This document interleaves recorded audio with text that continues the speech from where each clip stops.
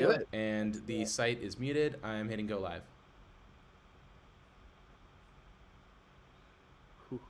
Here we go. Let's see. Is it coming? Is it here? All right. We should probably just assume that it's going. Are we live? I can't tell. This is how I have an ad, so. Oh my goodness. Well, I see a lot of comments saying hello, we yippee. Sure are live. There we go. So I We're think good. that we are good. Hello, everyone. We are back after 2 years of not streaming. How's it going, everybody? Woohoo! Woo! Happy anniversary! Happy anniversary. Happy end of season 3. Happy return of season 2. So much to be happy about.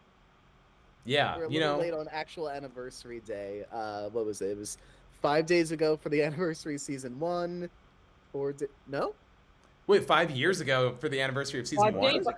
That's what I said, right? 5 days? Oh, yes. 4 days ago for the anniversary of season 2, and 3 days ago for the anniversary of season 3, and and onward and onward. I thought you were saying that season 1 ended 5 years ago, and I'm like, really? That's I feel like right. that's not right. Yeah, no, that would be 2019. I was wrapping up college. That's probably when Season we were 1? working on season 1. Yeah, I think so. My goodness. Well, thank you all so much for tuning in. This is amazing. I mean, just so you are all, the viewers are aware, my computer is having some issues. I can't see the live stream preview. I can't even see how many viewers there are right now. But I know there's some. 8,000. Wow. Okay, that's pretty cool. Well, welcome everyone. Because it's been 2 years since we've actually been on stream, there are a lot more of you than there were when we last streamed. Oh, yeah. Now, I don't have the stats in front of me, but I think in the last 2 years, the subscribers have nearly doubled. Maybe not quite, but like close. So there's a lot of new people here right now, and we're very, very thankful. So, And very thankful for the giant flood of super chats. Thank you so much. It would take quite a while to hit on all of these. There's quite a lot since we started already. Oh golly. Thank you. Very kind of everyone.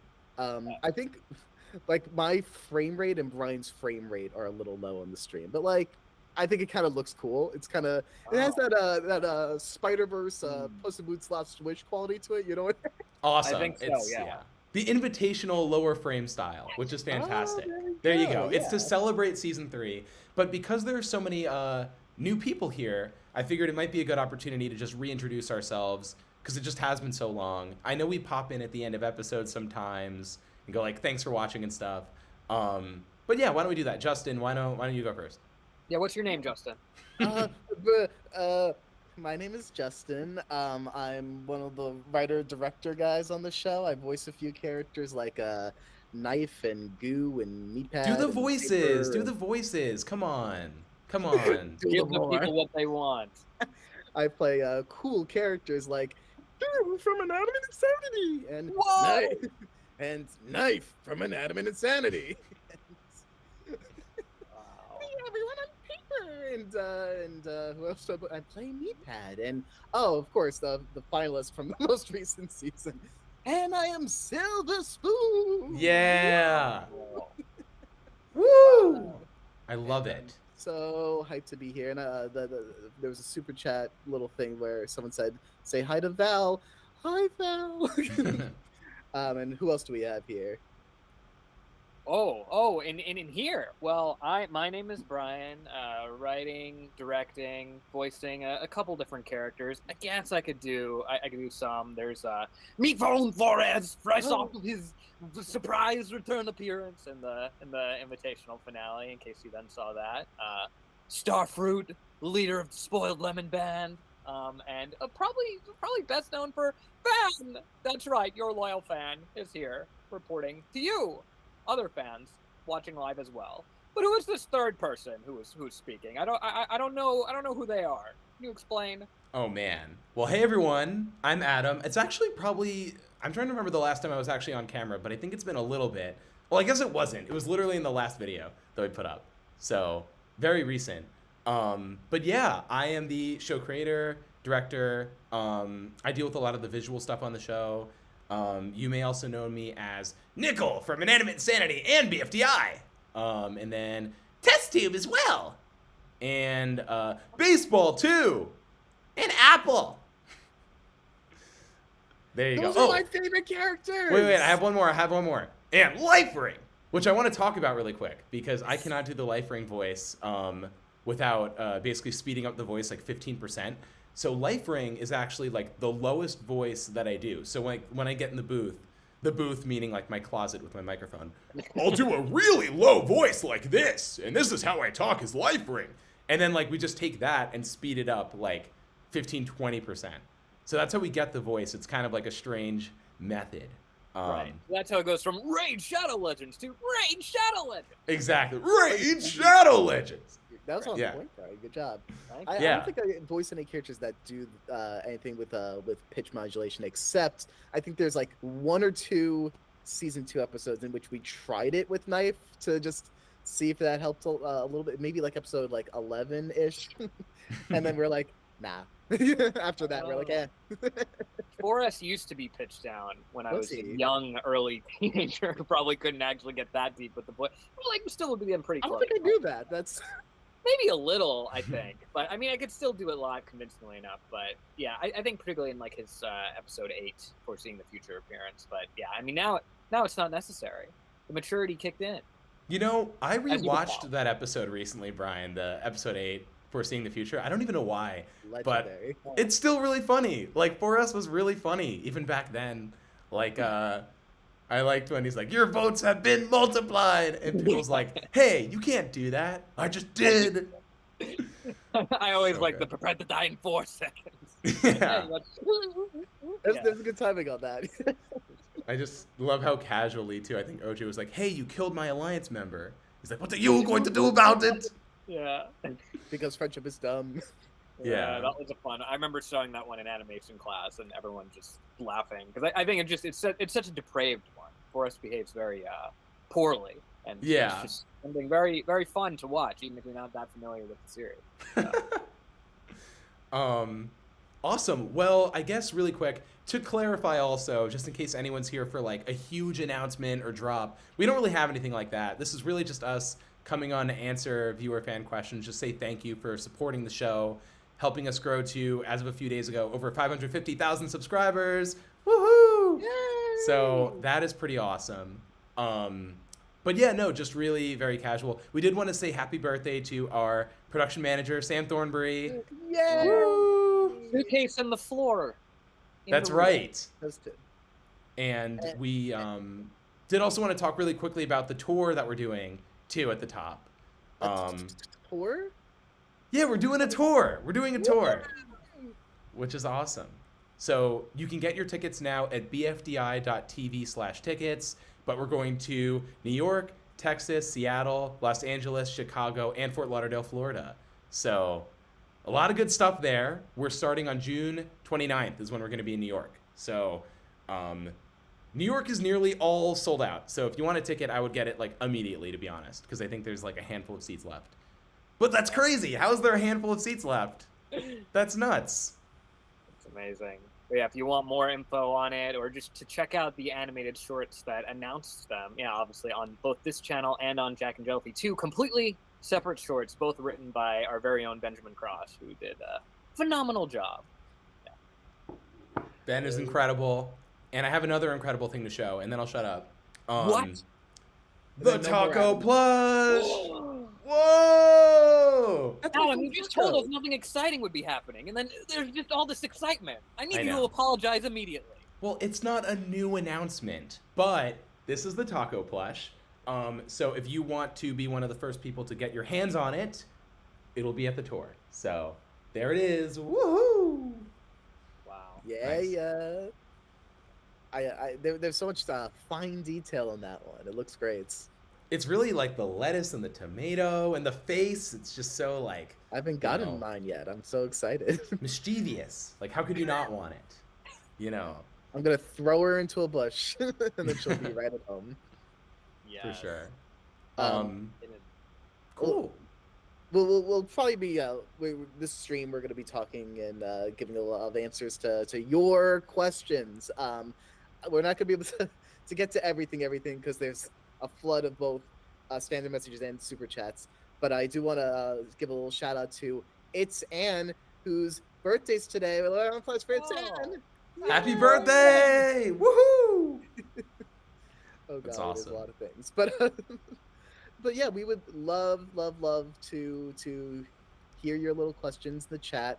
I figure I'll keep a super chat window open, like Brian, if you want to keep the standard window open, and we can hop back and forth and try to cover as many things as possible. Again, it's gonna be impossible to get to everything, but for instance, Justin, I haven't actually read this voice request yet, but It's some affirmation. Justin, It's can you say, "Oh, you read it already? Good. yeah. Love yourself. You deserve it." In nice voice. And it's followed up by, "If not, that's cool too," which is very. I'd say that as well. So. We got a question from Burger. is any of the eliminated contestants going to come back? And what's nice about Inanimate Insanity is I think we've established that there is a place where they go. I obviously go to Hotel OJ, so just because they're not competing on the show anymore doesn't mean they're not on the show still. So I think that's something to just keep in mind, and maybe just leave it at that. I love to see a little bit more of my fellows. That's the thing. We have so many characters that I want. I'd love to do like a mini series for each and every one of them, and every like dynamic and pairing that we haven't gotten to show off yet. Oh my god. That's what's Matt hard. Milky Way is getting it trending. # low frame rate, Justin. So, Yeah. That's me, fellas. It is very much. It's the Spider-Verse, Puss in Boots: The Last Wish animation technique, which, as we all know, with innovative animation techniques, rather, the more like when the more people do it, the more innovative it becomes. So That's right, exactly. Yeah.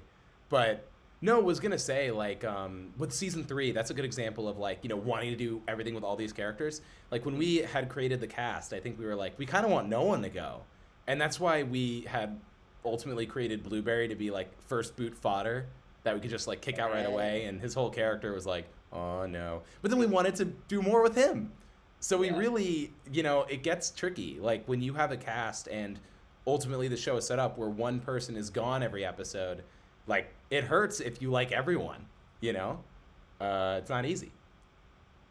Becomes such a waste. People are like, oh, well, that character have to go first. Somebody has to go first. So, Yeah, it's hard. Yeah. It ultimately was Fan once Blueberry rejoined.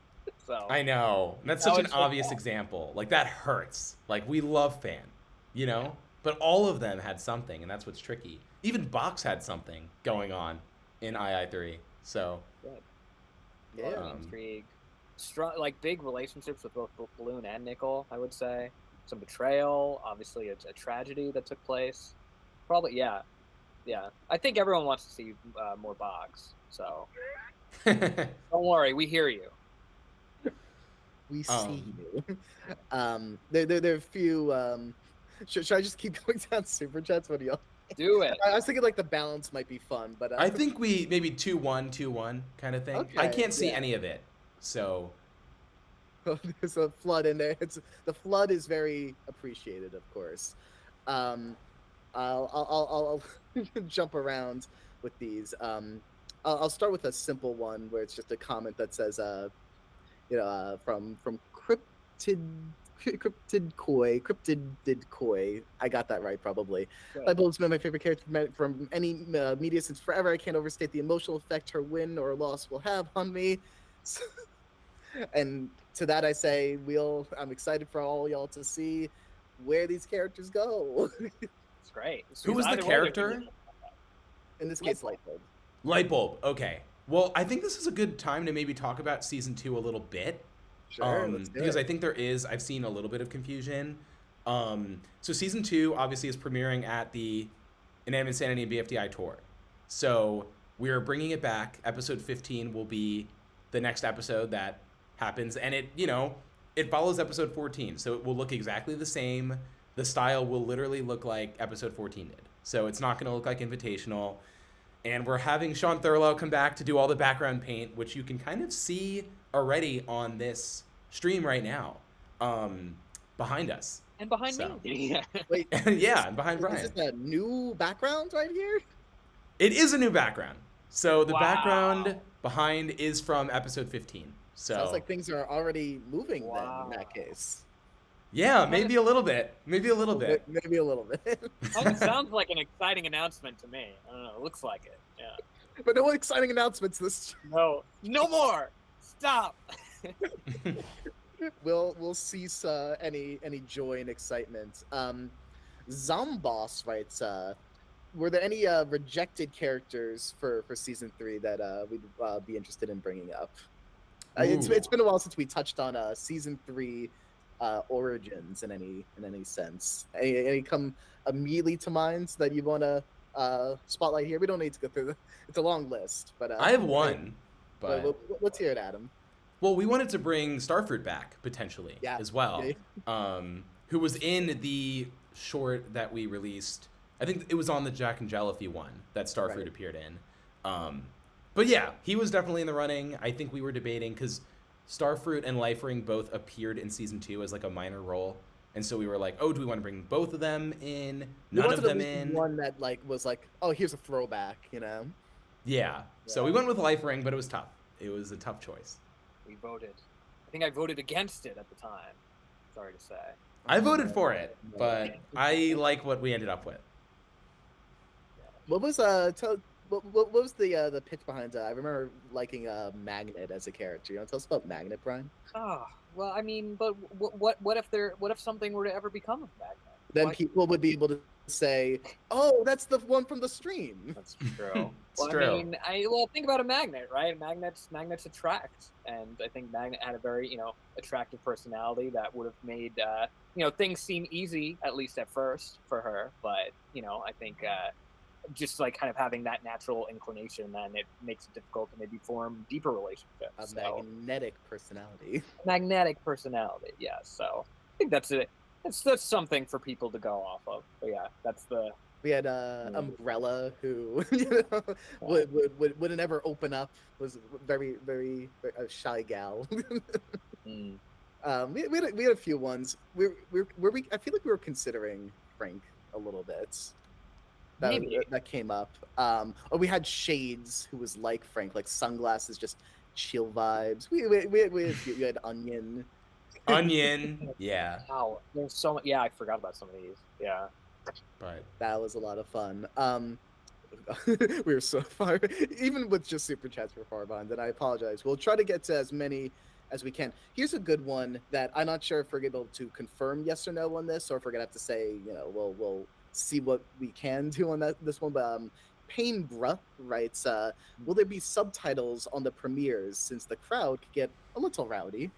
yes, there absolutely will. So that is something, and we thank you for all of the enthusiasm. Like, it is amazing, and honestly, I don't want to speak for all of us here, but like because we typically will like sit backstage and just hear it and like kind of see it. Like, I feel like at the New York show last year, like we were behind the stage and saw like a very weird angle of the screen where you could make it out, but it was very like a sliver of it. But yeah, the screaming was enormous, and we love it. However, I'm sure, like, as a viewer who's never seen these episodes, again, we've seen them a billion times, like, that can get difficult. So we are going to have subtitles on all of the screenings this time. So we'll do that. You get the best of both worlds. You get to be able to react as big as you want while also knowing what's going on. Which is a plus. Yes. Always a good thing. So we got hi guys, it's Maya from Maya Animations. My animation. I want to see if Test Tube could say, golly gee, Elise is a massive genius. Golly gee, Elise is a massive genius. Hooray! That means a lot coming. It's true. Also, really quick, I did see a comment. But my browser is really stuttering right now. But I forget who it is, but they had asked essentially if Cabby falls down, can they get up? They mentioned their Jazzy's chat moderator. Yeah. But I did not see the username before it went, but they can and have. I think in episode 16, Cabby got up after hitting the cactus. Effort. Like a yeah, you gotta push hard to get up, but it's doable. But it's something like we were even wondering, I think, during the animating, because like in episode 16 when Cabby like rolls into the cactus and they all fly around, like we do see her get up on screen, so she can do it. I think metaphorically, that's a great kind of symbol for her journey over the season. She fell over and got back up. That's true. Yeah. I love it. Here's a fun one. Beanie Man, who was previously a patron, so has listened to the podcast that we did, wrote, who were the III final 3 originally planned to be? And will the old podcast ever come back? But let's hit on that. And thanks to Adam for the happy birthday video from a week ago. Oh, yeah, of course. Yeah, they had reached out to me. If it's the person I think it is. Yes, of course. Happy birthday again. Happy to do it. And on that first question, Adam, you initially set like a temp, but we majorly stuck to it. Generally stuck to it. A temp elimination order. Do you want to reveal what like the earlier plans were? I can. I mean, I don't mind. I mean, at this point, we haven't touched on it yet, so. Yeah. I think, and you want to, like, when you're setting a story like this, where you're clearly, like, we went into the season knowing, like, vaguely who the final 3 would be, so we tried to give them all, like, the right setup earlier in the season, so that later in the season, we know who they are, we're rooting for them probably, maybe, but obviously, like, as you develop the characters, maybe your opinion changes on them as a result, and maybe you're like, you know what, I feel like maybe this character we actually want to bring further. And one of them in our story here was Silver Spoon, where he was not originally intended to be in the final 3, but we just loved writing him so much that we were like, we can't see this guy go. So I don't believe he was originally in there, but he was always supposed to make it deeper like in the game. 2/3 of the way through, according to our initial elimination order, and they were like, he drives so much conflict. How do we not keep him around? But the rest of our final 3, yeah, we're always meant to stick around to the end. Yeah, and that also being Cabby, which Brian, I don't know if you want to talk about the plan with her. Yeah, I mean, that was something that was kind of always the case of, like, we knew that we were going to do at least one rejoin from the beginning, and we knew that it would be, okay, so then Cabby would get out, and then Cabby would come back, and then definitely make it into the final 3. That was kind of something that was always then part of the fabric of her story, and I think we just really kind of envisioned this, like, fall and rise for her character, which was very interesting to see, like, charted out over time in terms of, like, or people, like, turning against her as she's, like, having then this conflict with then Fan and Test Tube. But as you start to, like, peel back the layers and see, like, a little bit more about, like, what she's going through, I think it just is really this testament to, there's always something more going on with people beyond that first impression. And, I think something at large that Inanimate Insanity often seeks to communicate, but I think it was really epitomized through Cabby as a character. Yeah, and I think we always knew that she'd always be that first boot who then comes back. That was a very early concept I was really excited about. We had some more discussion on who the second one would be. Yeah, I think really the 3 OG sinkers who got eliminated, I guess other than Box, the sinker newbies were all in contention, and we had ideas for how each of those would play out, but ultimately I'm glad we went with the comedic force who is Blueberry. We were always leaning towards Blueberry, and part of I think what helped was that we knew they would only be coming back for a brief period. I even just saw someone in the chat say something about, like, it's so funny Blueberry has this big master plan of how he then gets back in and then immediately which that was part of the fun. That was part of the fun of it. There was a part of me that's like, well, if it's Lifer or Tea Kettle, maybe even like especially Tea Kettle, would I feel bad bringing this character back for just an episode or 2? And the answer was yes. But then with Blueberry, it's like, do I feel bad bringing back Blueberry for only like an episode and a half? No. Well, that's what's funny about it. And we talked about this in the writer's room as well, but ultimately, again, like, they're coming back at the final 6. And essentially, like, they were immune, right? Blueberry was literally immune at the final 6. So he was guaranteed final 5 at that point. So if someone skips the entire game and comes back at the final 5, do you want them to get to the final 3? I don't think most viewers do, right? They would feel like they're clearly not going to win. They have no storyline, like, that's going to match up the other people in the finals. So I think people were like, what? They just came back. That's crazy. They should, like, but then it becomes a question of, like, well, when should they have gotten out then? I feel like maybe most people would say final 4, but then it's like, okay, well, what's the difference then? I love the way it went down. I'm biased, anything obviously, but but I thought it was predictable. hilarious. Yeah, Blue, yeah. And- it came back as a way to shake up the character dynamics as well, and I think keeping everyone on their toes. But yeah, I'm not sure if we would have loved to see him win after the season he had, but I'm sure he would have believed he was fully deserving. So. I should win. Yeah, I think well, Rejoiner did in the end, but yeah, and Exactly. Balloon was always supposed to make it to the final 3 too, which I think viewers picked up on early, that he had like, you know, a lot of narrative importance to him. And I think it's very fitting in the season of like second chances and redemption, you know, that Balloon and Cabby kind of are two sides of the same coin in that regard. Which is funny because Nickel is also there in the end.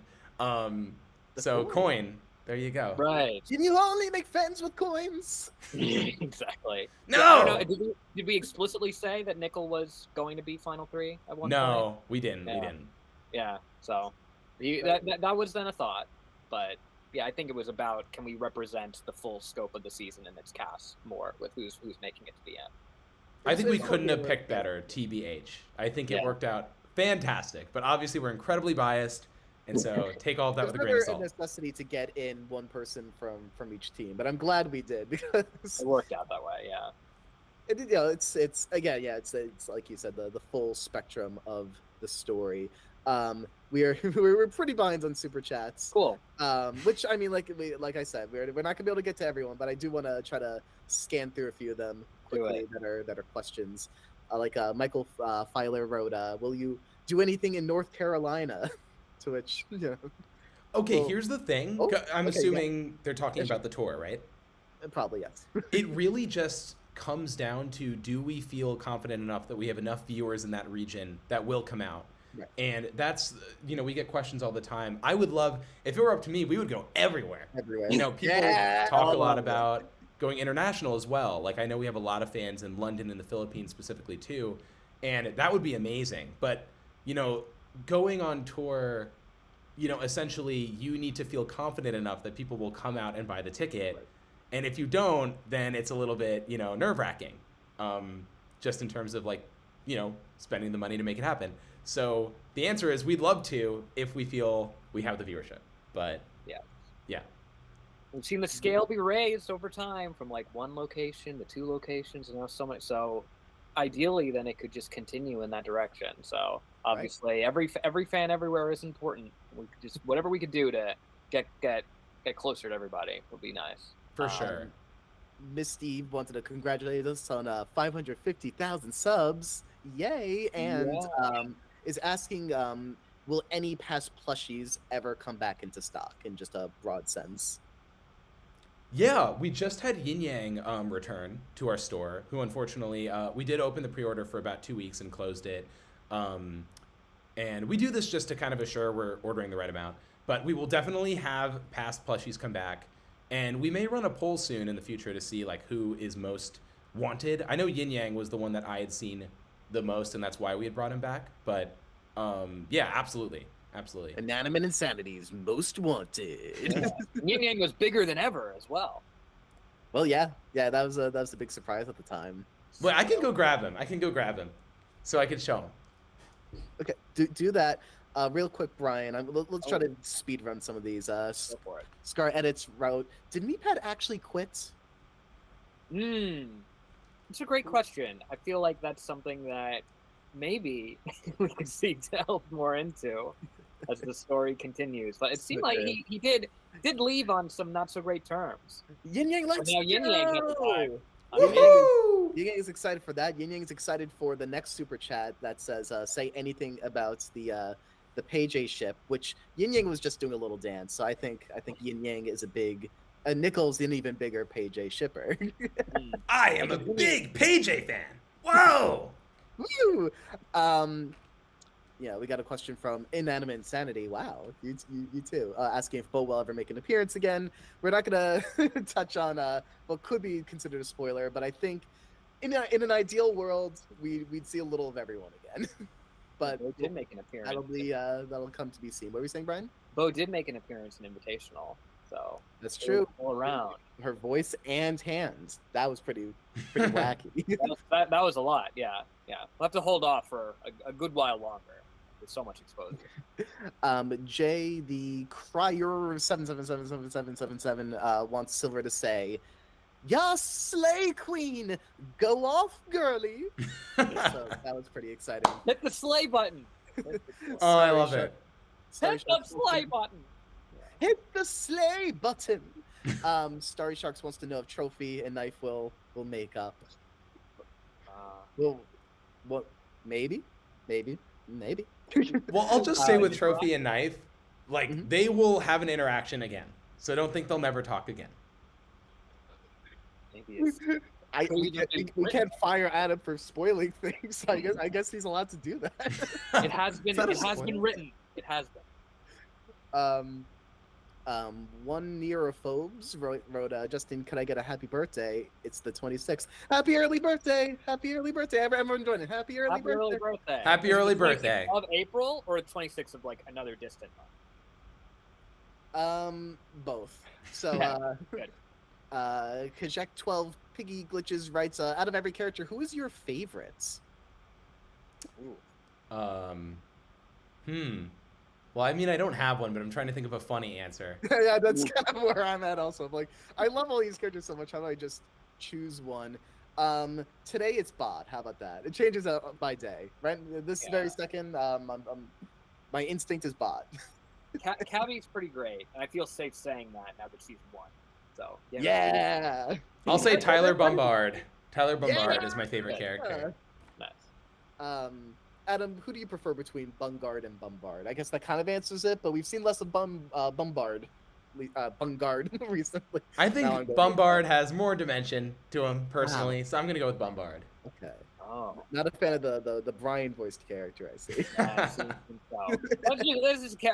I took care of them in the season 1 finale. That's a Justin Miller originated character. That's right. Yeah. Put respect on Justin Miller's name. Yeah. We do have another silver voice request from HTPS Woods. I'm Silver Spoon. I'm supposed to say hello to Woods, and might I say, Vesper stinks. What? Wow. Maybe I should have said that a little more aggressively, but Nah, I love it. it's good news. We talked about this before the stream if we wanted to address this, but Switch334 wants to know, will Season 2's art style stay for episode 15? Yes, and we said it earlier in the stream, but it will be, it'll essentially look just like episode 14 did. Like, that is the goal, to just make it look seamless. And yeah. I know we hit on backgrounds, but I forgot if we hit on the rest of it. But yes, so that's exciting. The assets, I mean, you see them right here. Those are the assets we're using in the episode that we're making now. So, yes, it'll look the same. Yeah. What's this saying? Adam, anyone, whoever, can you say Suvi is Taco's #1 fan? Well, looks like you did it. Taco's #1 fan. Let's be clear. Okay. And Lost BR is asking if we could say happy birthday, Brendan. Happy birthday, Happy Brendan! birthday, Brendan! Woo! That was beautifully in sync, and I think we did it perfectly. Thank you so much. Pony Girl wants to let us know that Life Rush is canon, by the way.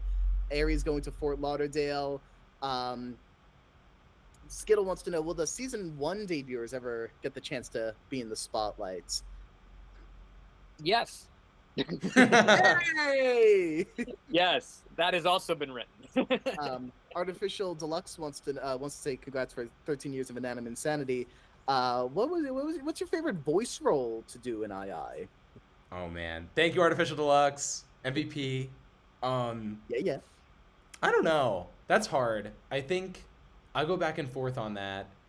I have a lot of fun doing Lifering's voice, but I feel like he's just gotten less screen time. But doing Nickel in BFDI is always really fun because I feel like it's a voice that normally in II he's more pessimistic and like a little more measured, but in BFDI he just goes crazy. I like the more recent episode where he's like, as long as no one heckles us, and then there's like all the fries that like heckle him and like everyone. That was really good. It's good stuff. Yeah. What do you got, Justin? Me. You. Yeah, You. it's weirdly one of the harder ones on my throat, but whenever I want to be in a good mood, think your voice is just really pleasant. So I'd go with Goo's just really pleasant on an acting level, probably Knife, but in terms of just doing a silly voice, it's all about Goo. What are you gonna say, Brian? No, it's similar logic for why I would say fan of why you said Goo, because it's like just inherently the voice is happy and exuberant, so it just puts you in a good mood. Of course, it isn't always like that. So then you also get some of the acting that then you mentioned. So there you go. Lupus Fuse wants to know what happens if you open Cabby's top drawer. It was deleted from the finale. That was in episode 19 at a point. Yeah. I think that's where she would have taken out the file on her. That was how it was initially written. Yes, when she does the last speech at the end. Yes, right.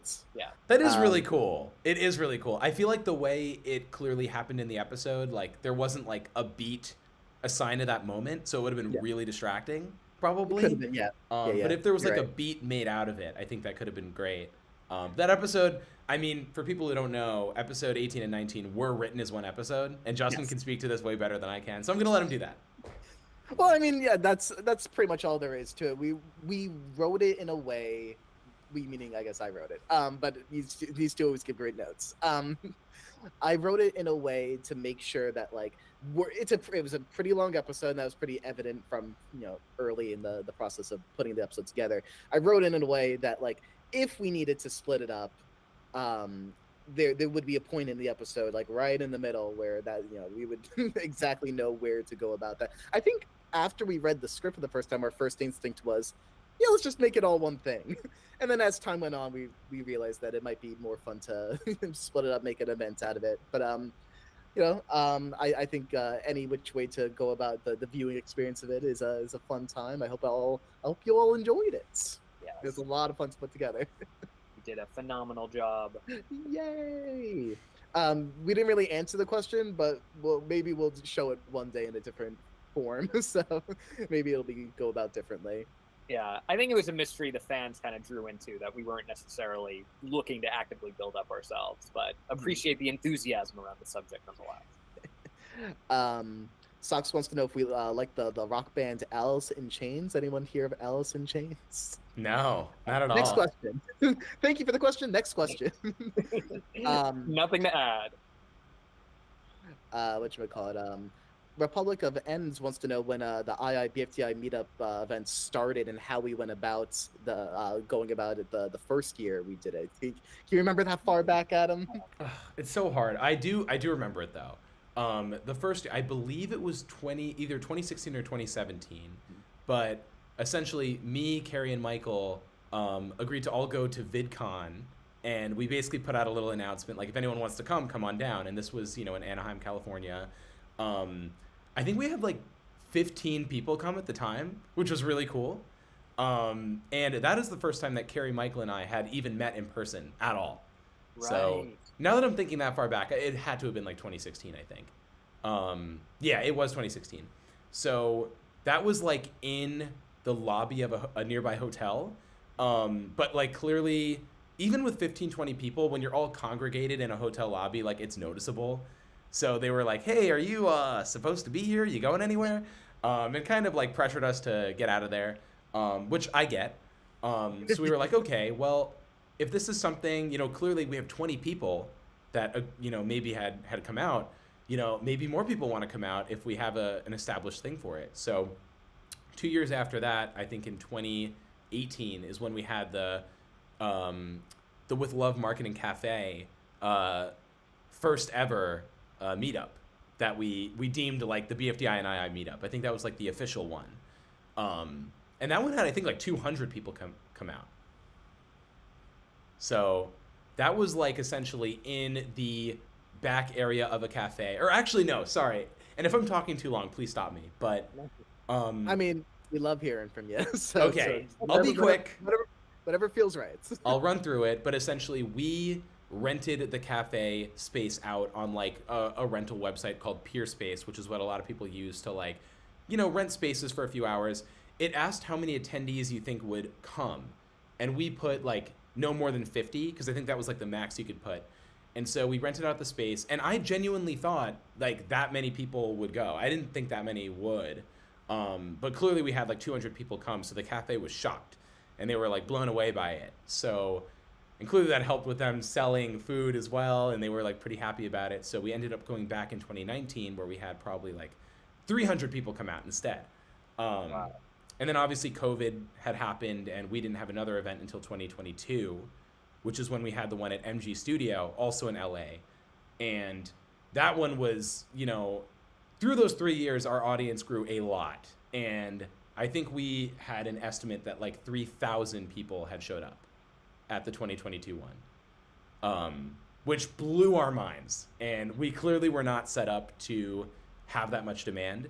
So when we did the 2023 event, we're like, okay, we need to rethink our strategy in terms of how we're doing the events, because it's not like a fun, enjoyable experience for people to wait in the hot sun for 7 hours to see us for 1 minute, That's not like an event that people would want to fly out to do, or like even drive to go to. So we're like, well, what do people like about the show? They like the show. So let's highlight that. Let's screen it, a live premiere of a new episode. And it seems like 2023 was clearly the best event we've ever done.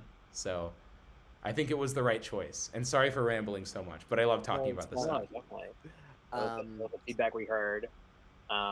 I know that kind of leads into this question from Object Chatter, which was, is the next season 2 episode going to come out to the public soon after the meetups are done, or is it going to be a couple weeks or months? It'll never be released to the public. It's only going to be shown at the events. If you're not there, you'll never get to see it. Just kidding. Just kidding. In all caps. In all caps. It'll be shortly after it's shown. I think we could say that, right? Yeah. Yeah. Gosh, you scared me for a second. I was like, I didn't know the plans, so no. Yeah, sorry. Inaccessibility. That's our motto. The following episode's gonna be really confusing, but and I do want to say the this. Experimental nature of it, yeah. Yeah, I do want to note, because I know people have expressed like nervousness about being spoiled because of the events. We're going to do everything that we can to prevent it as much as humanly possible. But during that time, we do advise, like, don't actively look up, spoilers for it, or you probably will see it. And we just, I want to just say to any viewers who are going to the events, because, obviously you love the show. I'd hope that you'd want to support the creators. Like, it really does suck for us to see that, and also to have so many viewers, like, experiences ruined. And remember this, and I remember hearing Jeff Probst talk about this as well when he's talking about Survivor spoilers. Like, when you see the episode first, like, you have all the power. You know what happens, right? You know who gets eliminated. You know the storyline. You know everything. As soon as you leak it, you give that power up. It's gone. Now everyone has it. So keep it. Keep it for yourself. It's fun. Ooh.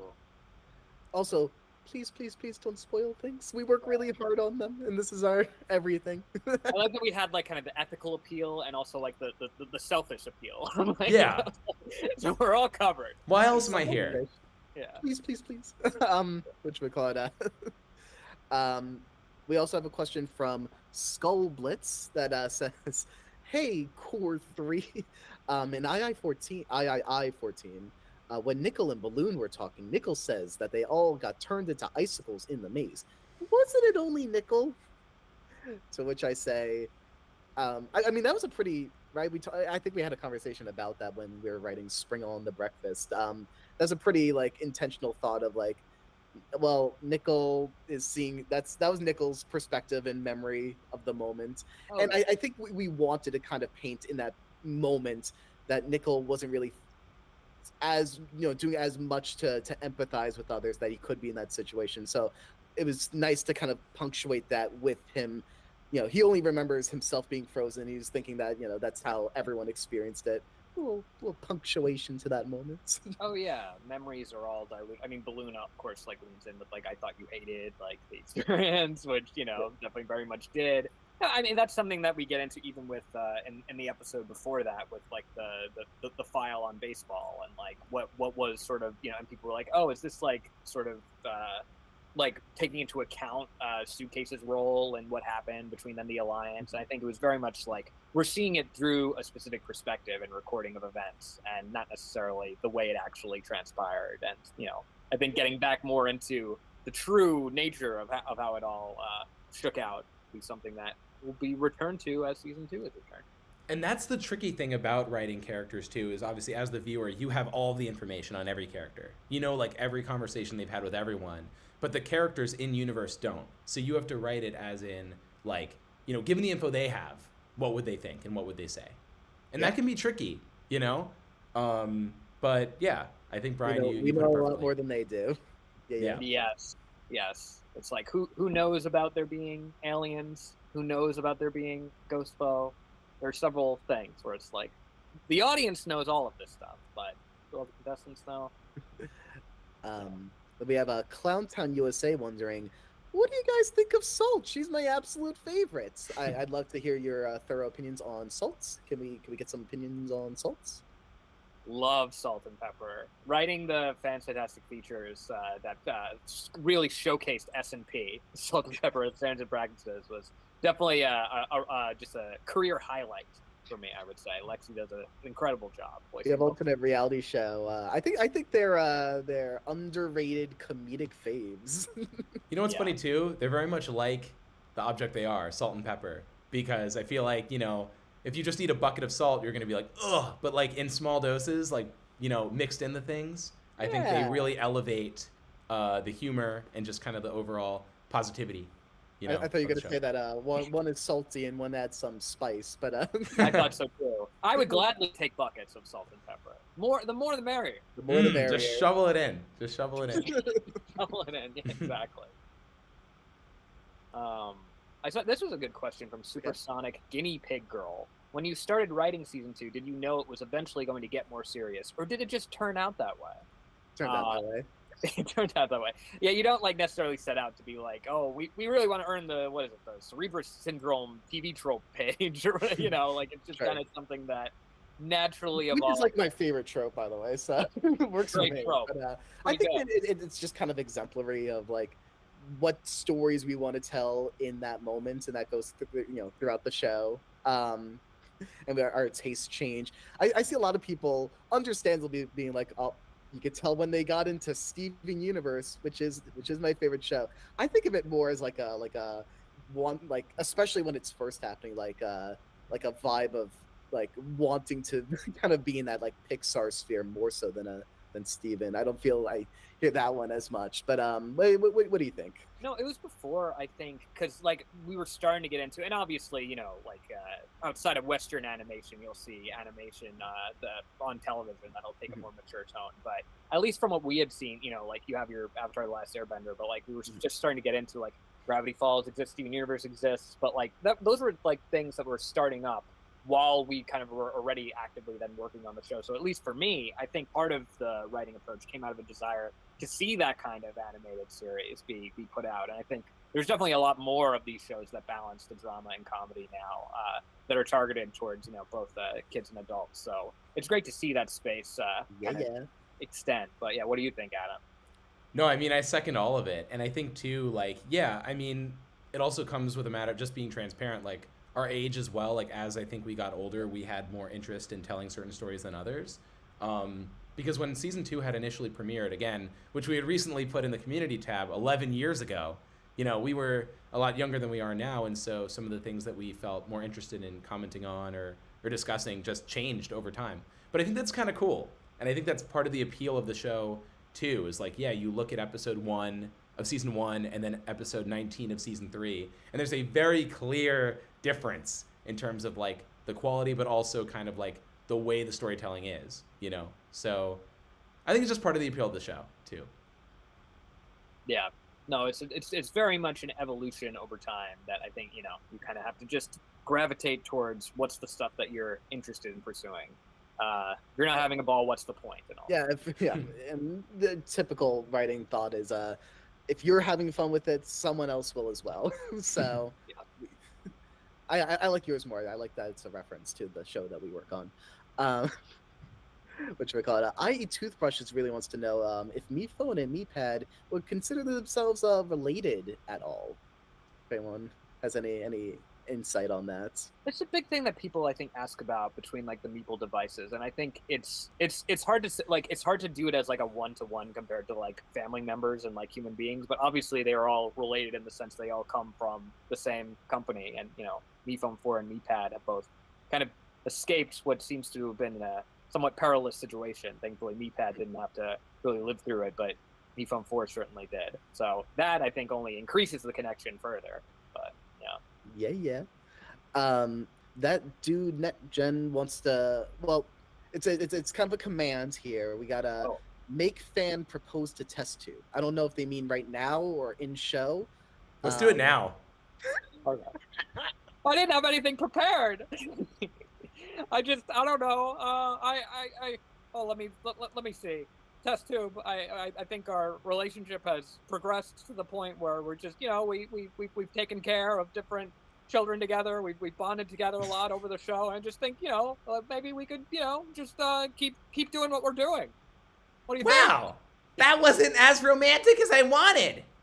You need to do better next time, but I will still say yes.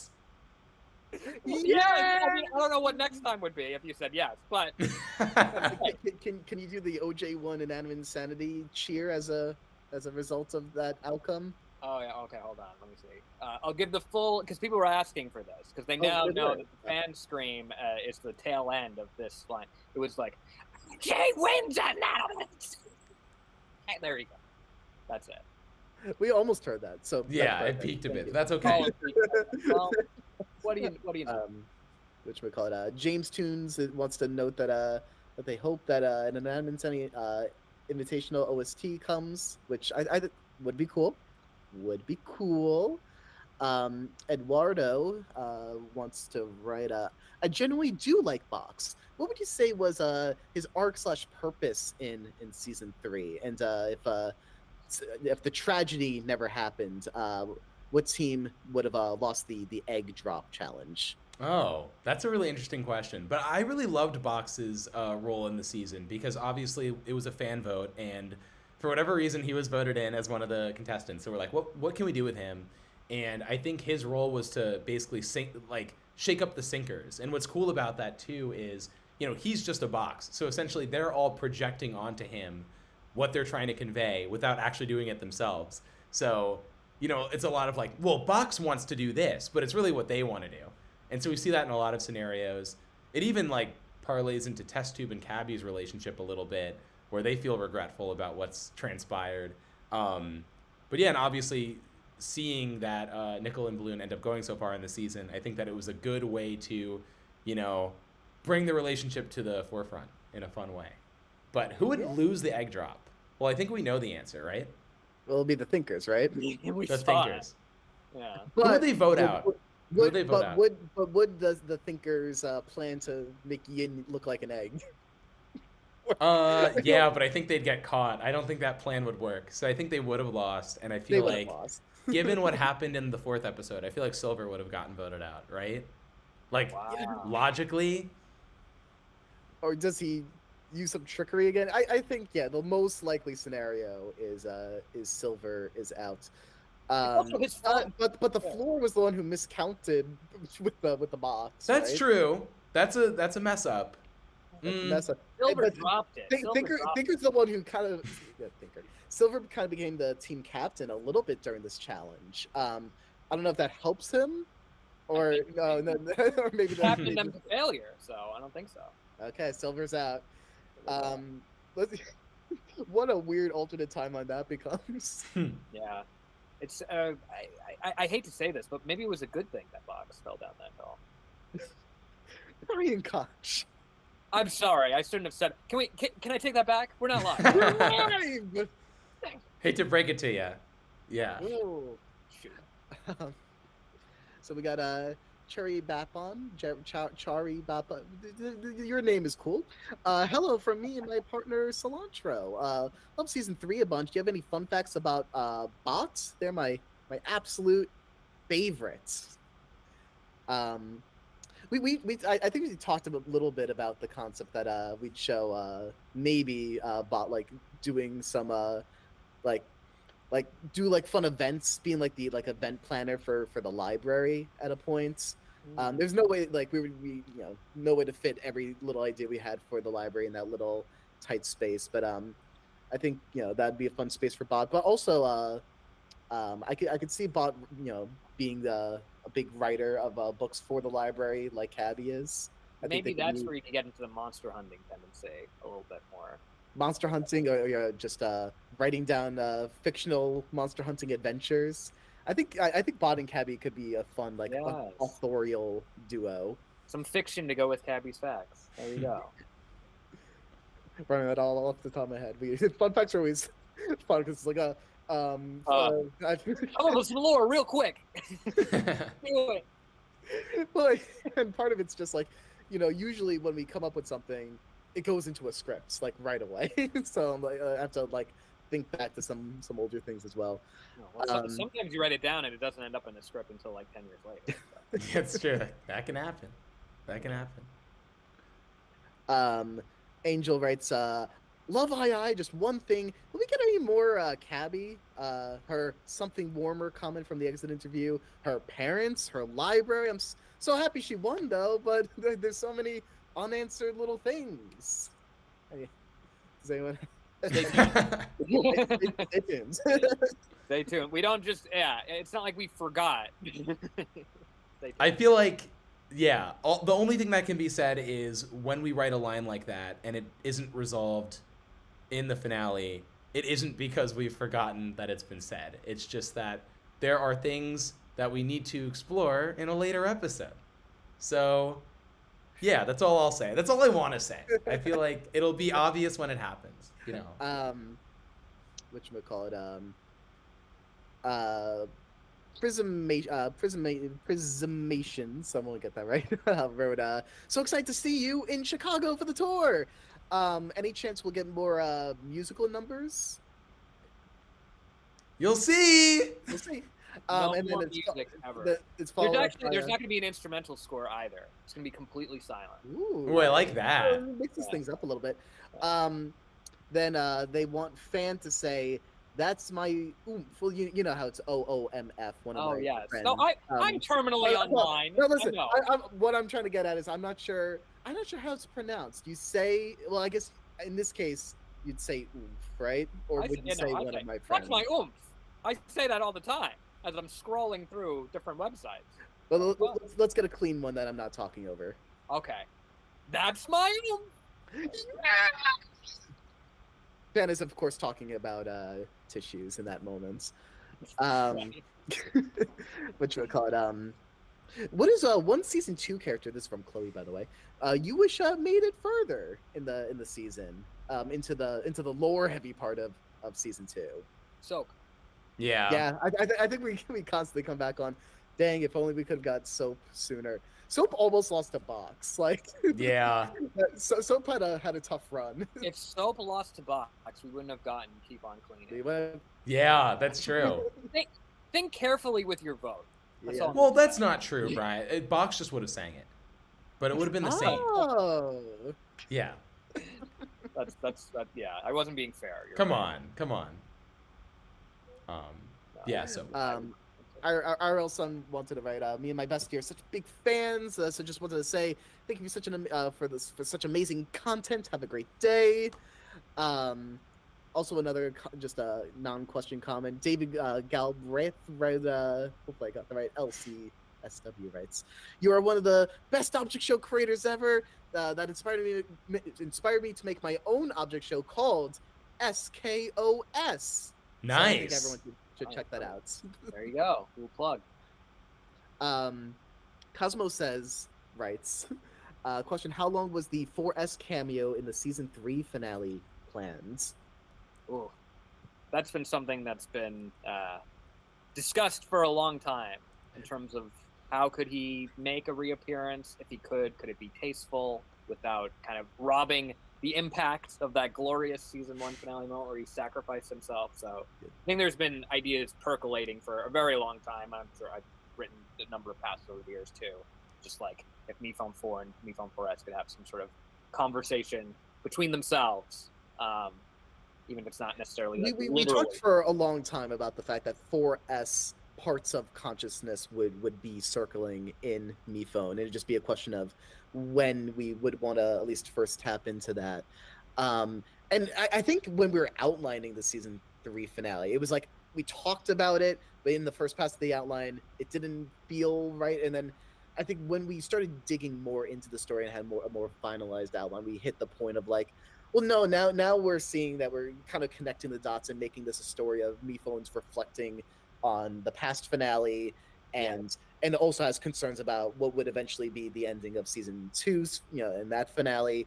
So tying it in with the season 1 finale started to feel right, and that eventually gave way to, well, let's have someone from that era of the show give some words of wisdom.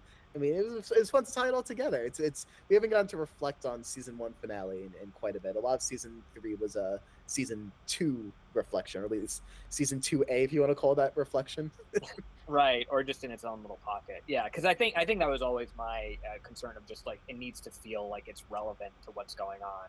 Like Mi Phone for us just feels such a world away from a lot of things that are currently happening. So yeah, between both that and Starfruit, I'm just like always talking myself out of a voice acting job, I guess. But That's right. Worked out. Pinky Poo writes, "It's my birthday tomorrow. Can I get an early happy birthday from Fan?" Early happy birthday to you! Congratulations on being born and it being the day that happened. Yay! Woo! Salvador wants to know, why did Cheesy show up? Oh man. Well, I feel like Brian, you should talk about it because you wrote that episode. Cheesy. Oh, in Invitation. I assume this means yes, episode 17 stuff. Oh yeah. Well, I mean, obviously Balloon was kind of being hit by these certain remarks about if he had then a social game, if he was able to kind of have relationships outside of just being with Nickel and talking about Nickel. So I think he really just wanted to prove things. And what better way to prove it than with someone that wasn't around to necessarily debate what was being thrown out there. So yeah. And I guess from a meta perspective, it was just fun bringing Cheesy back because I love puns and wordplay. A cheesy guy. Myself. Yeah. My Animations wants to see if Test Tube could say, "Golly gee." Oh no, we did this one already. At least it's sorry, I refreshed the page. I don't think it's all chronological, so I'm trying to hit on as many of these as possible. Stick with me, fellas. Tubso wants to know, is Taco's arc done, or will there be more of my favorite girl failure? Wait, I got this. Okay, here we go. I've got You'll this. never see me again. That's it. I have no arc and I have no really hoping story. for Taco next time around. After all these years, Maybe we'll change our minds. Maybe That's not. what you make her say? Yeah, that's no. Of course, it's not done. But that's all I'll say. Axolotls wants to know what's Test Tube's favorite color. Oh man, I feel like it wouldn't be green. I feel like that'd be too basic. Is it I'll red? say Is it red? no. I'll say it's blue because it reminds me of my scientific charts. Reminds me of the sky. In the sky is the limit, except I passed that as well once. Oh, that's much better. Yeah, let's go with that. I love that. Blue. Perfect. Noted. Okay, now I'm passing some ones that we've seen. But whatchamacallit, could you guys say hi to us in Test Tube's voice says doodles and stuff? Okay, everyone, do Test Tube's voice. Get ready. Wait, just hi to us? Maybe hi to doodles and stuff? Okay. Hello, doodles and stuff! Hello! Hi to doodles and stuff! There you go. That was pretty good. Yeah. That was really good. The AG43 and AG25 channel wants to know what happened to guitar and the old recommended characters like Book and Cookie and TV. Well, what's up with that? Oh man, I don't want to say it. Someone else say it. The people did not want to see them. That's why they aren't there. Now you're saying like, they're nominated? It's really your fault. You specifically. Well, that's a little. Guitar said, vote for me! And you just said, no, I actually don't want. Spectrum Star wrote request on behalf of me and my friends. Can Meepad say hello to Katz, Spec, and Gluga? and I will reassure them that everything will be okay. I hope I got that last one right. Gluga. It's a cool name. Gluga. Nice. That was very calming. Very much different from the energy of the rest of the stream. Oh yeah. Yeah, yeah, I'd say so. It's the meatpad vibe. Ooh, this actually this could be a good one that I don't know the answer to even. Rux wants to know, Adam, please, when are you gonna release the 500k sub special? I've been waiting for it for so long. I'm starving. Okay, I'm so happy that someone asked that. What's their name, by the way? Rux RUXX. Thank you, Rux RUXX. So we filmed it. It's done. We have footage of it, and so obviously there have been a lot of other priorities with the finale and then the tour releasing, and now we're working on a certain other episode that's pretty obvious. But honestly, like, it is filmed. We want to release it. It may honestly just come out as a YouTube short because we were, filming it with it intended to be a like long form video, like horizontal. But I don't know if there's enough content for it to be like worth even doing that. But it'll come out. It'll come out. It is done. So I'm excited to see it.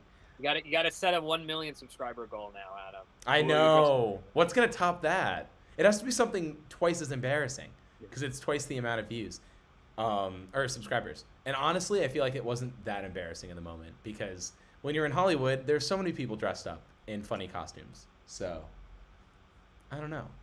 It's true. Chat, help us figure it out. Ari wants to know when and or how did Balloon get into poetry? Any input from anyone on that one?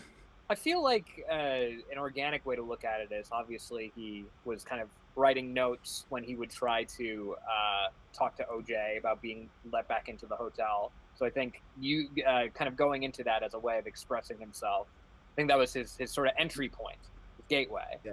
And then maybe he started experimenting around a little bit more. As we see, he's very poetic. I mean, he hit his angst period towards the end of season 2. So I mean, I think that was a good outlook for that. Yeah.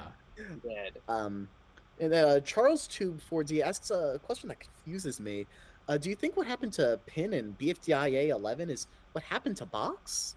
I'm a little confused. Like, what do you mean? Like Box is a bit of a chatterbox. Pin isn't that anymore. Yeah, I don't really see the connection between the two characters. I prefer questions from people that actually watch the shows, you know. Okay, well, that very valid question. It's actually, yeah, that's very fascinating. I would say no. I don't think so. Interesting. No, it's a good observation. We kind of touched on this already. Oven's Corny Boy writes, will Toilet return to season 2 as well as Taco? We'll see. We'll see. Yeah, where did we last leave off with Toilet? I don't know. What do you take us for? Come on, everyone. Come on. Radioactive Wolves has a little voice request, and they're going to the NYC meetup. Yay! They would love Fan and Tester to say, hi, Jude and Sunny. Well, hi, Jude and Sunny. Hi, Jude and Sunny. Yeah. Yay!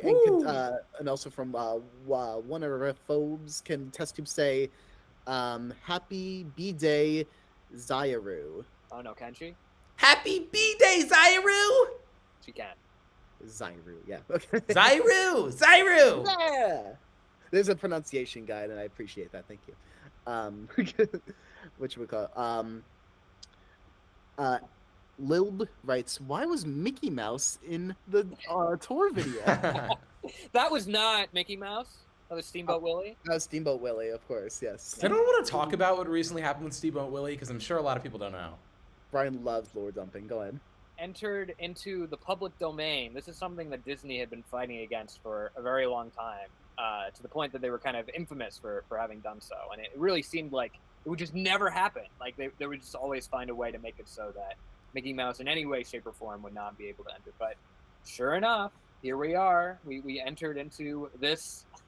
We entered into this year, and that is now the case. So there are some companies that are taking advantage of that and kind of exploiting the character for their own gain, and we're one of them, I guess. So there you go. Yes. So Daniel's World would also like fan to say,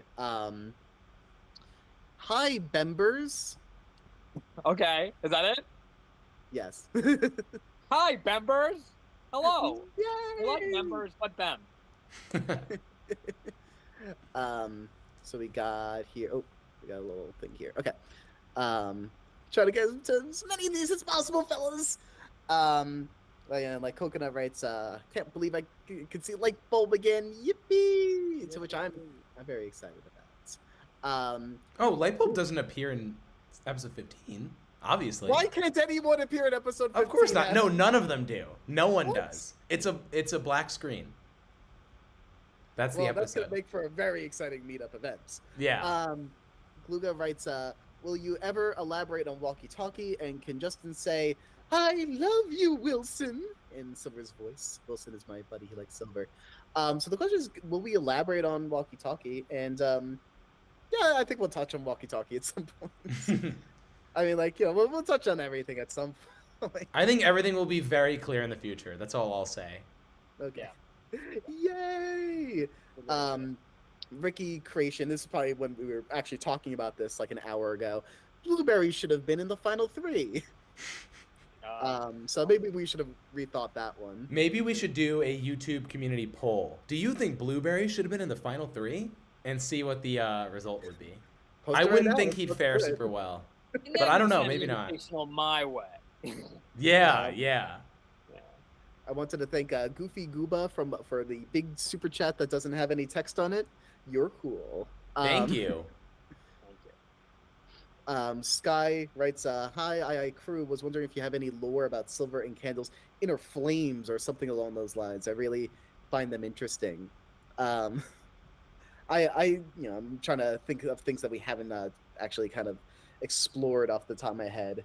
But one thing that I don't think we touched on in any sense is from my perspective, and this could be something that we elaborate on or negate at any point. But I see it as to activate one's inner flame. I think inner flames are a lot about like connection between people, and I think the reason Silver was able to connect to his inner flame was because he was able to kind of have those that connection with Candle. I think you have to be kind of mentored by an inner flamer for an inner flamer to arise. So I don't think random character is just gonna be like, oh, got my inner flame now. Yeah. I think you have to have that connection to an inner flamer. Yeah. And that's a fun fact. Even if you enter the body of an inner flamer, that doesn't give you a straight path to it, as we saw. That would be interesting, though. That would be. It's not the case, but it would be an interesting pathway that if there was like major ramifications from the body swap episode, which there were. I mean, that's the whole bot story right there. Or other ramifications. Yes.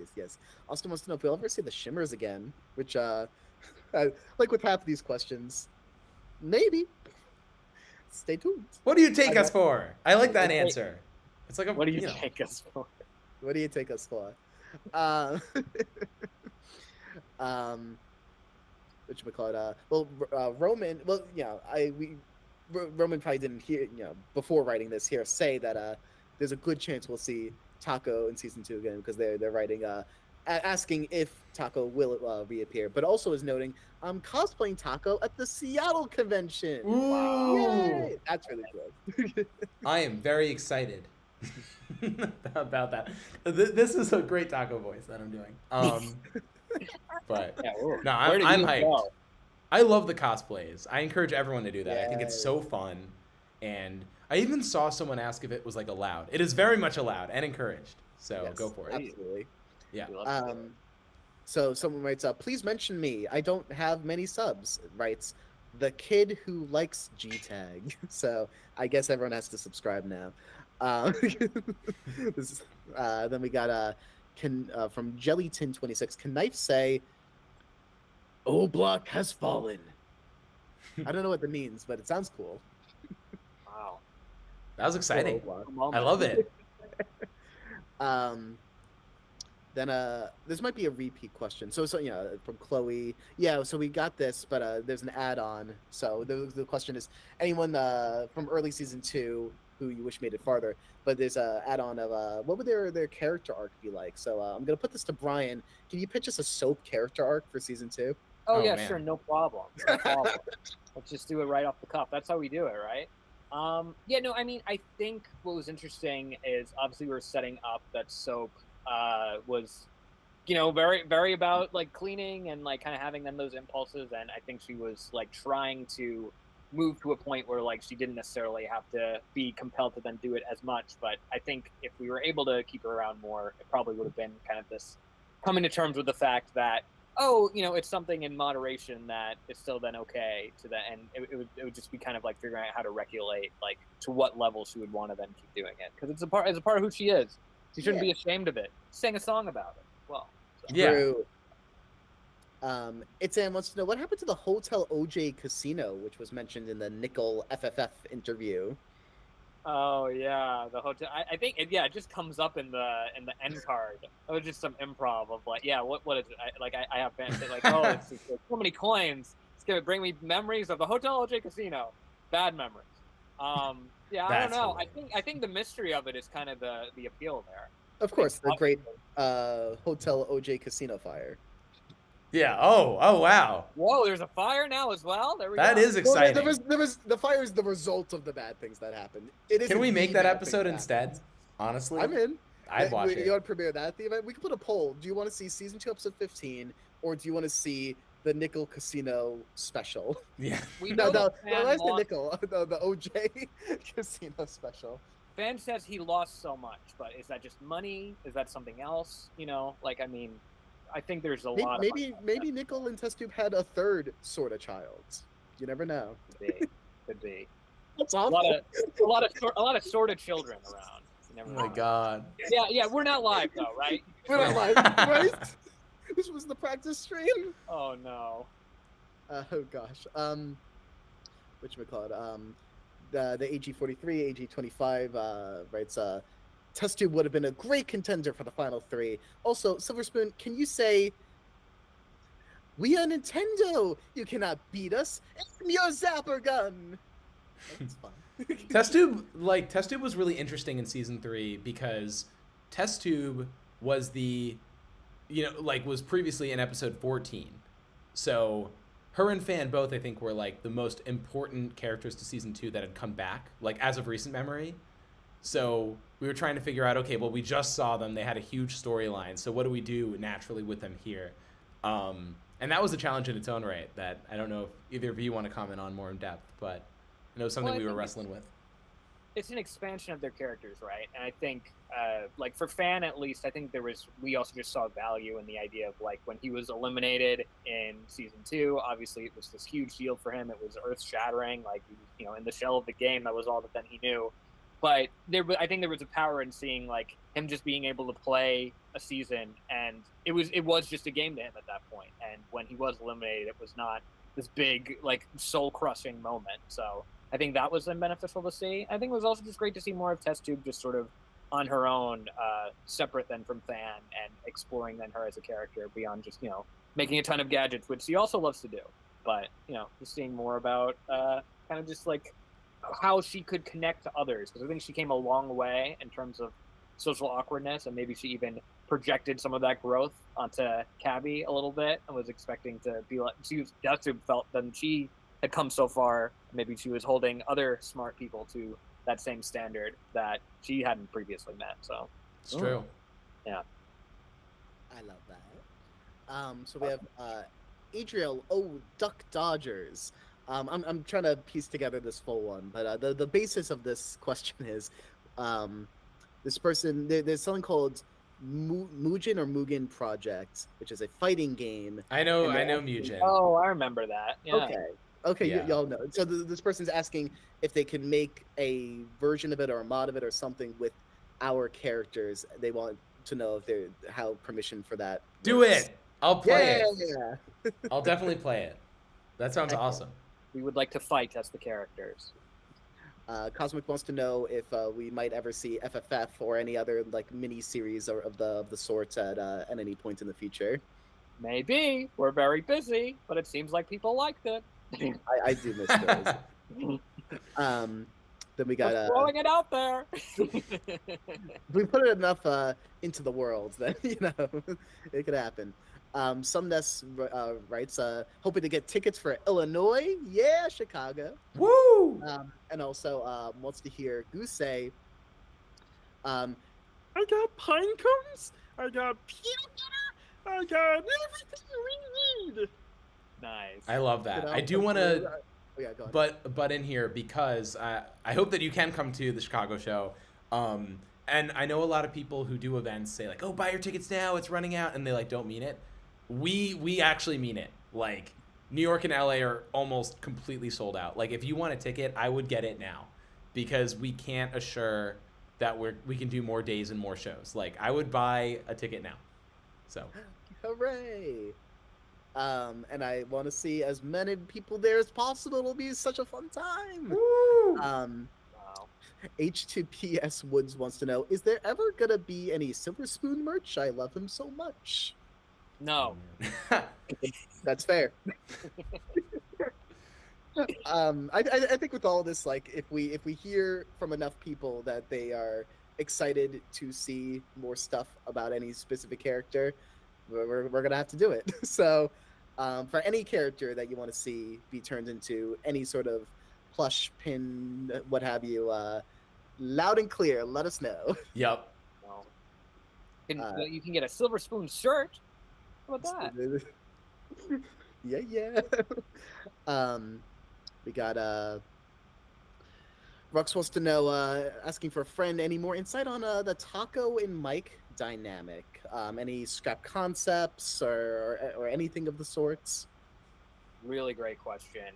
Very important relationship to the second season.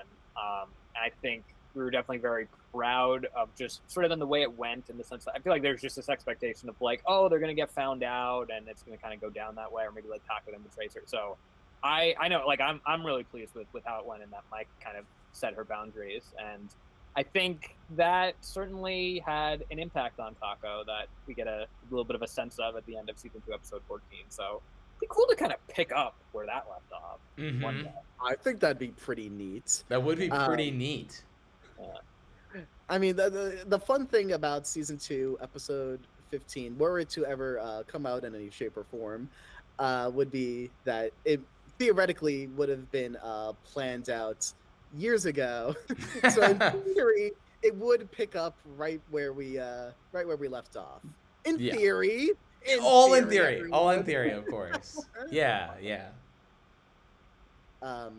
Okay, so we have enough super chats that when I refreshed the little chat box with just super chats, I scrolled all the way to the top, and it's where the farthest point it goes up at the moment is past where I left off. I think if I go to the streaming tab, I could Truly super.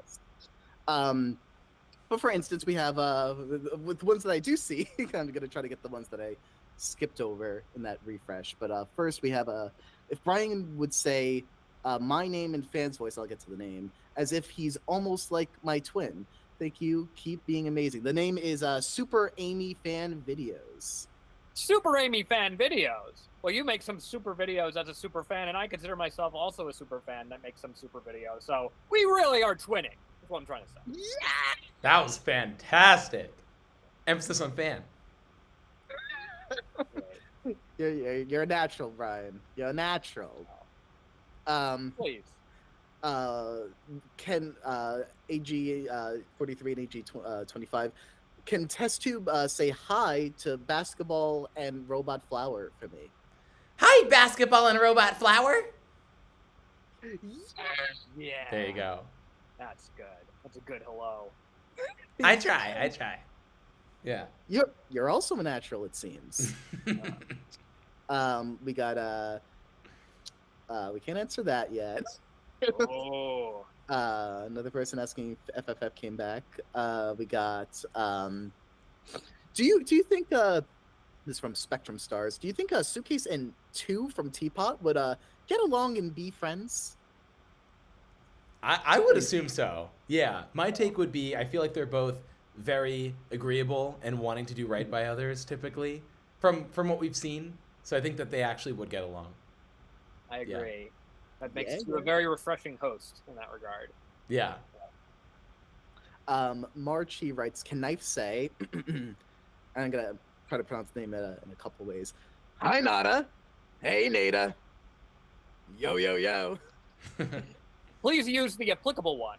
Yeah, whenever you clip this, you know. Whatchamacallit? Just making... So, Benji Fan Animations, thank you for the donation again. Writes, it's your old patron, Bendy. Happy anniversary. I got a VIP ticket for LA, so I'm excited to meet you all. I even made a recent video about II. I'm going to have to check that out. It's a genuine passion project to show my love for it. Hoping you can get a chance to see it after the stream. I'll give it a look. I super appreciate it. I'll definitely watch it. Did they say which city they're going to? LA, right? LA. Yep. LA? Oh, nice. Okay, cool. We'll see you there. A fave. Wow. Okay. Then we got that's a spoiler question. So we're probably at this point, you know, for the sake of time, I'm probably not going to read out questions that are just going to lead to saying stay tuned. Yeah, valid. Spoiler questions, but super appreciate the super chats as always. Can Justin say in Knife's voice, "Knife for the win"? And do you have any non-spoiler things you could say about Knife? He's my favorites. Adam, what's your favorite Knife fun facts? My favorite Knife fun fact? He's the 4-time winner of Inanimate Battle. Yeah! That's a very exciting fact. You know, he just Knife always wins. In a general sense, I'd say Knife, and I can bounce off of that and say Knife does hold the sense of victory with a lot of pride. I think in the sense of season 2, he really wants to win to prove that you know, he is at his best place he's ever been. So he's the sharpest he can be. He's the sharpest version of himself he has ever been. Yeah. There we go. Whatchamacallit? Moss Haven writes, I haven't read through this full one yet. In some scenes in II, a lot of characters, but especially Quinny, make cameo appearances. Since Nichols in II, does this mean there's an alternate version of BFDI going on during this, or is it kind of a joke? It is a bit of a can of worms. I think strategically, the Coiny appearance was via a pitch within the different episodes of them are being made. So I think that gives us a little bit of what we in the industry call plausible deniability. Ooh, fun.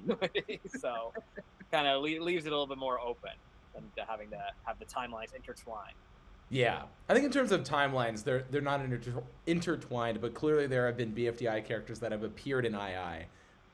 So I think, you know, they could be looked at like any other background character. They're just around, you know. That'd be my pitch. It's a boring one, but there you go. Aster wants to pitch doing a Midwest meetup, perhaps in like Minneapolis. To which Adam said earlier, you know, if we see that there's enough people who really want to be at an event in a certain location, we'll be there. It'd be great to go all over. Well, we got Polite Matt writing, are questions about animation tips allowed on the tour? Oh my god, absolutely, please. I love to get into all that, you know, nerdy stuff as well. Like, I could nerd out about it for like an hour. So please ask. You know, People wants to know how to get VIP tickets. So are there still VIP tickets available? There are absolutely none. So, and that's why I wanted to say, like, thank you all so much for the support. Like, I did not assume that within the first week that we would sell out of VIP tickets, like, across every city we're going to. It's been amazing. But I know that we've gotten a lot of emails about, like, why can't there be more VIP tickets? Is there a way to upgrade our ticket to a VIP ticket? And unfortunately, there isn't, because part of the VIP experience that makes it, you know, valuable is that you get some FaceTime with us and we get to actually speak for a few minutes and get it's impossible to do that on a larger scale because we only have so much time at the venue and there's only so many of us. So there isn't, in order to assure that the experience people are paying for is a good one, we just can't, offer more spots. But if things go well and we do it again next year, there will be more. So I would just encourage everyone to buy them as soon as you can. And I mean that with general admission too. Like, again, I'm not trying to sell a fake thing. Like, they really are going quick. So I just need a yes or no on this next one. 2 wants to know, is test tube lactose intolerance? Very important. no way. I feel that. Luis, Tested and cheesy seem pretty close, so I don't think so. Mhm. Luis, the NS5 wants Nickel to say happy birthday. What's their name? Luis? Lewis? Happy birthday, Lewis. I hope you have a great day. Yeah! Thanks, I think. Yeah. Tubso wants to know if fan of Warrior Cats. Oh, I hear all about it from Paper. Paper just goes on and on. Like, one time we were just having a conversation. It's I so think it cool! lasted an hour about the Warrior Cats, but it does sound kind of There's so much lore! There's a lot of lore. Way more than there should have been. Ari wants Knife to say lesbian rights. So that came through nice and clear. Nice. Misty wants to know how do you feel about FanTube? Just on give us a scale 1 to 10. How do you feel about it? How positively? 11? Yeah. 11. I think their relationship is like one of my favorites to explore in the show. Like, it's just so wholesome, and I feel like they've both grown a lot as characters. They've learned a lot from each other, and they've also made a lot of mistakes with each other. But I feel like that's part of learning and growing. Yes. Sometimes they bring out the best in each other. Sometimes they bring out the worst in each other. But they're 2 nerds coming together. What's not to love about that? Yeah. And I feel like they always talk it through and learn from their mistakes, and then try not to repeat them. Like we all strive to do in our lives. So. Scar Edit has given us a little script between Test Tube and Knife, just 1 line each. We need Test Tube to say, "I have your address," and I have your address, and I will hunt you down. And Knife's gonna say, "Uno reverse." I can repeat your line if you need, Adam. Okay. Oh, you got it? Hey, Knife, I have your address, and I'm going to hunt you down. Whoa. Uno reverse. Whoa! That was fantastic. Oh More my. Casual, Uno reverse. Like this happens a lot. Yeah. I like that. Oh, sigh, eye roll. I don't know if there are any super chats that are asking a bit more about the show. I do love the voice requests, but I want to make sure also that the general viewers are getting some info as well. Normally I'd skip the questions on will people come back, but when the super chat's sizable enough, I'd feel bad skipping over it. That's valid too. So someone wants to Tyler here wants to know, will Teddy ever return? Excited to be at the New York tour, by the way. Teddy bear. Oh, Teddy Bear? Came so close. I think we are all big fans of Teddy Bear. I'd love to do something more with Teddy Bear in the future. Ugh, I'm just gonna say yes. I feel like Whoa! Teddy Bear. I'm gonna break my rule, and I'm going to say I will not leave this planet without making sure Teddy Bear appears again. You've heard it here first. Cancel your trip to the moon, Adam. Oh my god. Yeah, that's right. Psych. Yeah. AG43 and AG25 as another one. Thank you for all these. Test Tube, do you know who Robot Flower of Cynthia is? Do you know Robot Flower? Do I know the character of Robot Flower? Is that the question? Maybe. Well, it says, do you know who Robot Flower of Cynthia? But maybe just Robot Flower. How do you want to take that? Yeah, I know Robot Flower. Robot Flower is a robot and a flower. Yeah. A little something about robots, I bet. Yeah, a little bit. I make them, I don't know. Yeah. So modest. I'm scanning the super chats to see if there's any ones about the meetup, but well, we have David here who's saying he's going to New York on the 29th, so that's exciting. Awesome. Excited to see you. Pop Trisha wants Test Tube to say her iconic victory dance phrase. Oh. I'm gonna copy and paste it in our little chat It's here. a Smiling Friends reference. Oh, is it? Ooh, ooh, ooh. Ooh. Sorry. Ooh. Ooh, ooh, ooh. Okay. I think I got it. Ooh, ooh, ooh. Nice. Yeah. Is that good enough? Oh, is that the new one with what's the character name? Gimli. Yes, that's the new episode of Smiling Friends. That's kind of viral right now. Understandably, the I gotta character watch pops it. up. I still haven't seen I'll it. give it a little watch. There you go.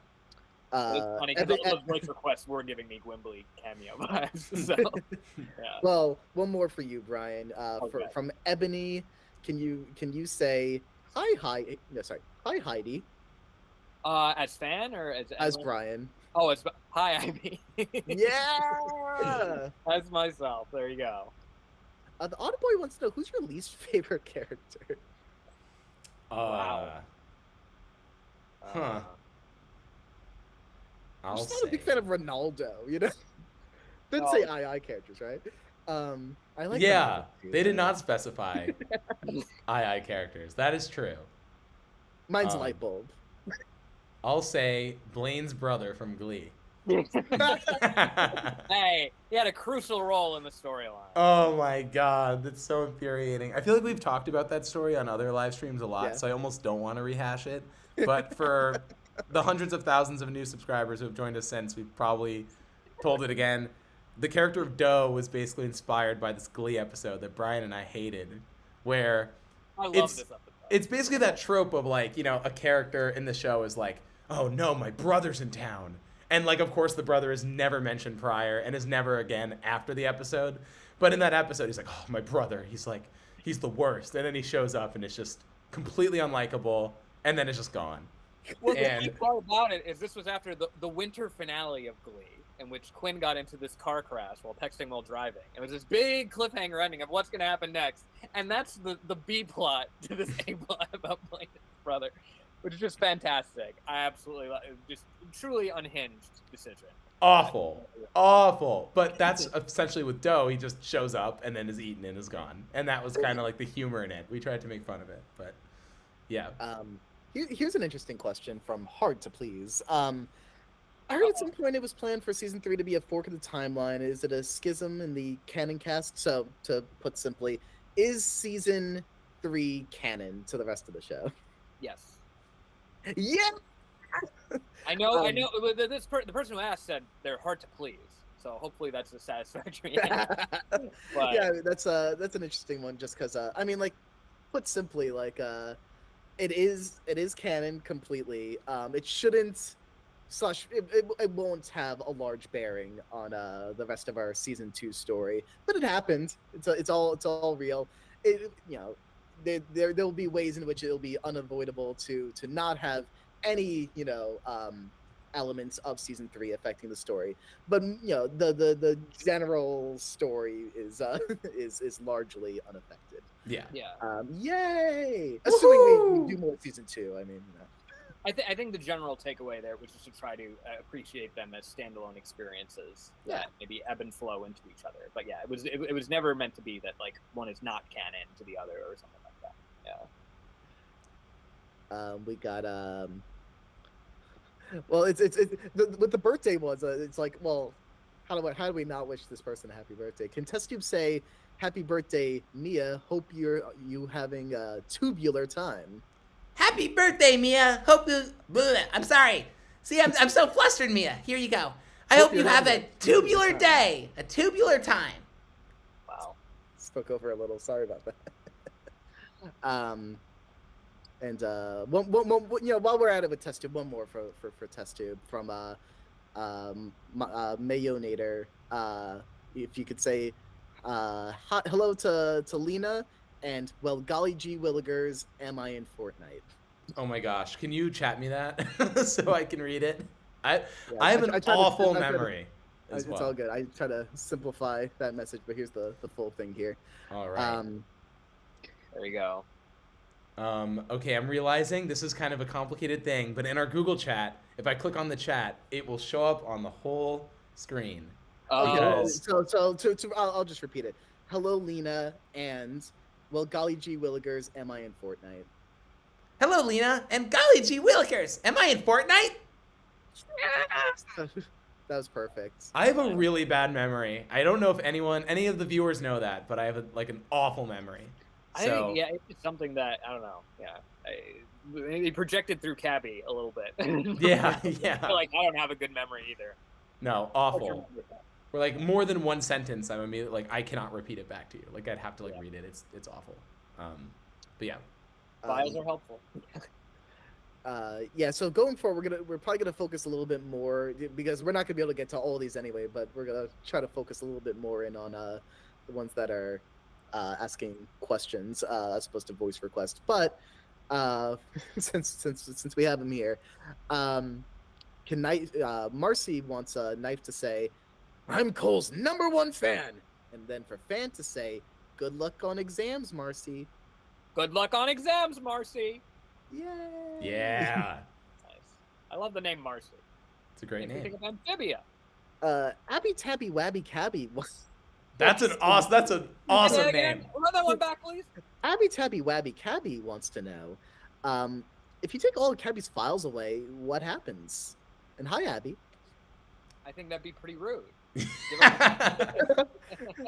I don't think Cabby would do very well with that. So I think let Cabby have her files. Yeah, I agree. I think that's horrible.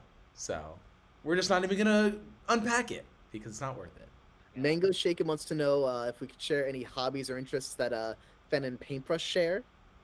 Any activities they do together? Any little thoughts on that? I think Fan likes apologizing. He said a lot. He was just a little pain in the neck. So I thought he hopefully has made up a habit out of apologizing. I think they both have the competitive spirit in their own way, and I feel like they can bond over, wanting to win and do the best for the people around them. But I feel like on paper they have very little in common. So they're a fun bunch to explore, Well, I mean, they room together, so hopefully they found some common ground. Yeah, I'm sure it's gotten better, We got the big question from Zomboss. Oh, here we go. Was the winner of season 3 planned from the beginning, or was it switched around a couple of times? I mean, I'm cool with just being like straightforward. Yeah, please do. No. So the answer is that it did switch around a bit. But from the beginning of the season, we always intended for Balloon and Cabby to be in the finals. So that was always intended and never changed. And the third contender was switching between Nickel, Silver, and... Was there anyone else that we were really considering to be in the finals besides those two? I don't think so. Not Do you seriously. think Dustin? Not not strongly at any point. No. But we knew whoever of the third would be there would not win. So Right. the winner was always going to be Balloon and Cabby. And the tricky thing with it was, in a season about second chances and redemption, right? Because we have the rejoin element of the show. So that's part of the theme anyway, is like, Balloon represents that idea on a series-wide level. Because he came from like, the absolute bottom from season 1. Everyone hated him, and he slowly worked his way into like a favorable position in his cast's mind. But then Cabby represents that on the season level better than anyone, because she was voted out and then came back and, really fought that perception of her being a villain in the beginning of the show, and then is obviously trying to fight that throughout the post-merge. So it really, became a question of who better will represent that victory then. Like, it's a really hard question to answer, and we were going back and forth on it quite a bit. And I feel like we locked in more around like episode 16 or 17 on who we really wanted to win. But the good news is, I feel like we had established both stories well enough that I feel like both would make good winners. So Yeah. In my heart of hearts, I think it was something that I was definitely thinking like that Cabby could be a great winner even just from the beginning. But you have to just be open to, as the storyline is unfolding, as we saw with like Silver Spoon making it further, like we talked about before, where sometimes things just kind of change and you kind of have to respond to the way in which the story has progressed. And I think, for Cabby, I think at least for me, a part of what it came down to was which victory then is more meaningful in the sense of kind of having won over and sort of changed the impression of how other people perceived them over the course of the season. Whereas Balloon, it sort of then feels like has done then a lot of that work. His was a more personal journey with him and Nickel more specifically that we focused on. So I think giving that its sort of satisfying conclusion was then just a strong resolution then for Balloon. Whereas Cabby, it was nice to just sort of see this more encapsulating acceptance that happened. I think from pretty early on in the season, not immediately, but early enough on, I think it was pretty clear that Balloon, his second place finish would be something that elevates his story, because a lot of his story is about like not needing the approval of others, which I think is verbatim in episode 9. Yes. Whereas with Cabby, I think she very much deserves to be getting that praise from everyone else. After they finally see the game she's been playing and how hard she's been trying to make connections, and she was successful against all odds within this season. For whereas sure.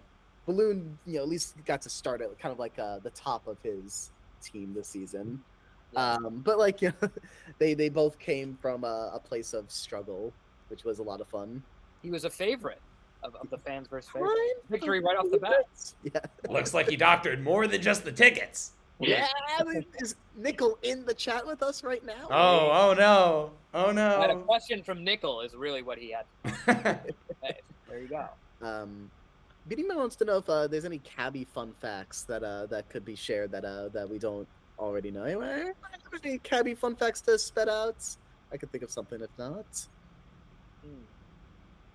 I mean, I think even just like sort of the approach of her like getting a library in the end kind of came from this idea of, because that was another like just sort of early concept that then I had for the character of like the sort of the loaning out of information that maybe we didn't see like necessarily pop up as frequently, but like if it was sort of like this thing of maybe she would be giving it out a little bit more like willingly and frequently at first, and then people would start to take a little bit more advantage of it. So then she'd set up kind of like this barter system of like, well, if I'm going to give you that, that's pretty useful information. Like maybe I would want something then in return for it, and sort of seeing then that evolution there. So that was kind of a storyline that didn't necessarily then come to pass for Cabby, but in a way, it sort of ended up in the fact that she has this library now where information can be freely shared with everyone. So, an ultimate culmination. Yeah. One quick thought I had that we never found a way to get into the shows. Instead of just she's doesn't just collect language. It's just it's a general sense of information. I was intrigued by the concepts of her like maybe getting to some of like star mapping or just general mapping of terrain. Yeah. Kind of getting like an illustration element in there also, just like a fun information sourcing thing that isn't just verbal language or the written language rather. Fun things that we could do with the character down the line, perhaps. If they ever show up again, I mean, That reminds me of something, because we were going to have even maybe something of like Cabby and the floor teaming up, where it would be. Oh my gosh, yeah. Remember that, where it was like the floor could like form like hills or like whatever, and like a slope, and like help Cabby then like maneuver. So it would have been a very quite a combination. It would have been very powerful together. But they still ended up having a beautiful friendship. So there you go. Of course. Yeah. We got a few back-to-back spoilery ones that I'll just skip on over. Real quick, I'll write. I'll do this voice request from Charise. Charise. I hope I got that right. Asking for Silver to say, "I'm gaming. Don't bother me." Which that feels right. Yeah, that's fantastic. I did see this from Chuck 228. I want to make sure they had asked if Ballpoint Pen could say, "I am proud of you." Ballpoint Pen is their cover, and that means a lot coming from Ballpoint Pen, who's it's a little hard to get a review from me that's in that enthusiastic. But Definitely. there you go. Oh my goodness. David Galbraith wants to know, is Walkie Talkie alive? Or is someone controlling Walkie Talkie? I feel like The answer will be revealed. Is that like a terrible answer? Honestly, I feel like... I was open to just saying the answer. I was gauging your thoughts. Okay, no, go for it then. Then you do it. Walkie-talkie is just walkie-talkie. Walkie-talkie, Um, sure, she has a voice on the other side, but I think, you know, walkie-talkie is meant to be read as that is the character right there. Yeah. But maybe we can play around with it a bit. Walkie's purpose, all that stuff. I don't know. These are questions for another day. We got oh, that's the Queenie question. I finally found a place where we could more simply go through all the questions chronologically, but there are lots of them, and we'll get to as many as we can. But a little reminder to everyone that we probably won't be able to get to everything, but we will try. That's a spoiler one, for instance. Whatchamacallit?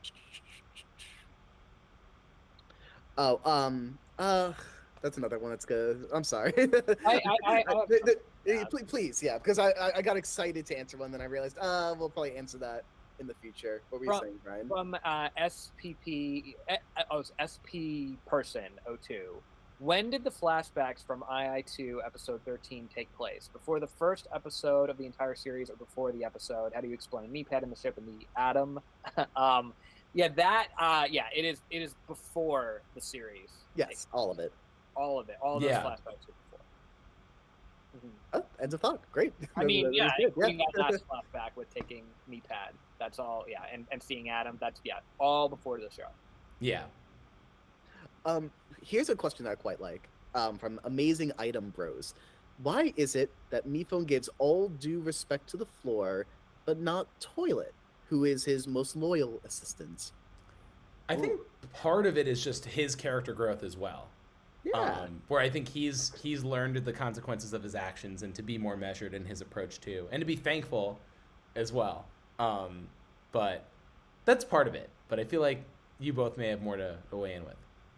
No, I think that's a really good answer, and I think, most loyalists. I think the floor was certainly pretty loyal as well. I think really, as kind of Meatpad pointed out in Back and Kick the Bucket, of like, certainly you receive what you provide. And Toilet said, not always, and I think it kind of come to just maybe accept that maybe he wasn't going to get the adoration from Mephone that he had given Mephone, which was really just kind of sad, and it was just kind of reflective of what Mephone's mindset was at the time, and just wasn't really taking it in. But I think especially as things became more stressful for Mephone, as he was trying to avoid different things in his life, having the supportive presence of an assistant only became more important.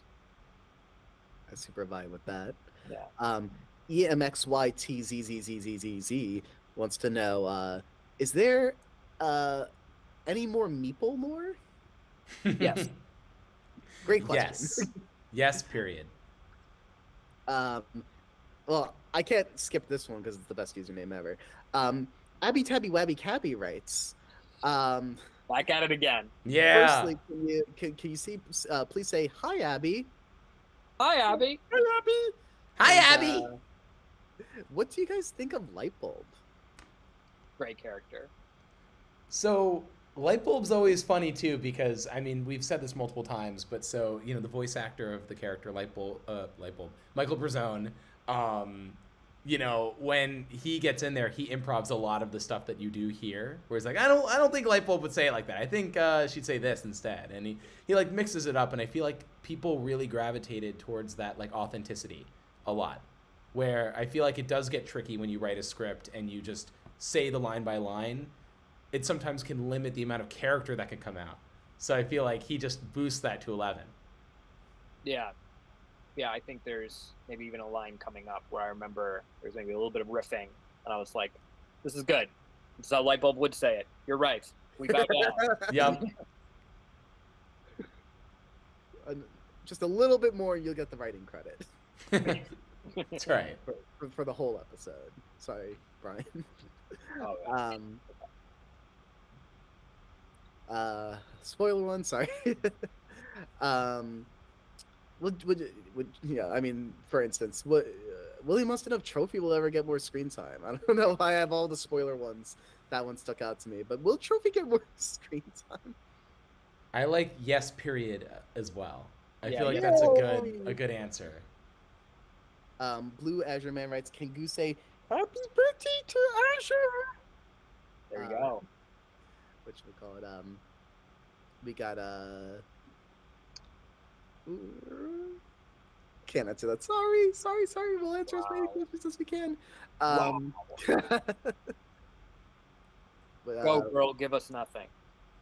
I did see one here, so just to please do. clarify, Go for it. Yeah. I know I've said before that like my comments are not loading on my end because running the stream off of my machine is so taxing that so it isn't. However, my comments have been paused on this one section from like an hour ago.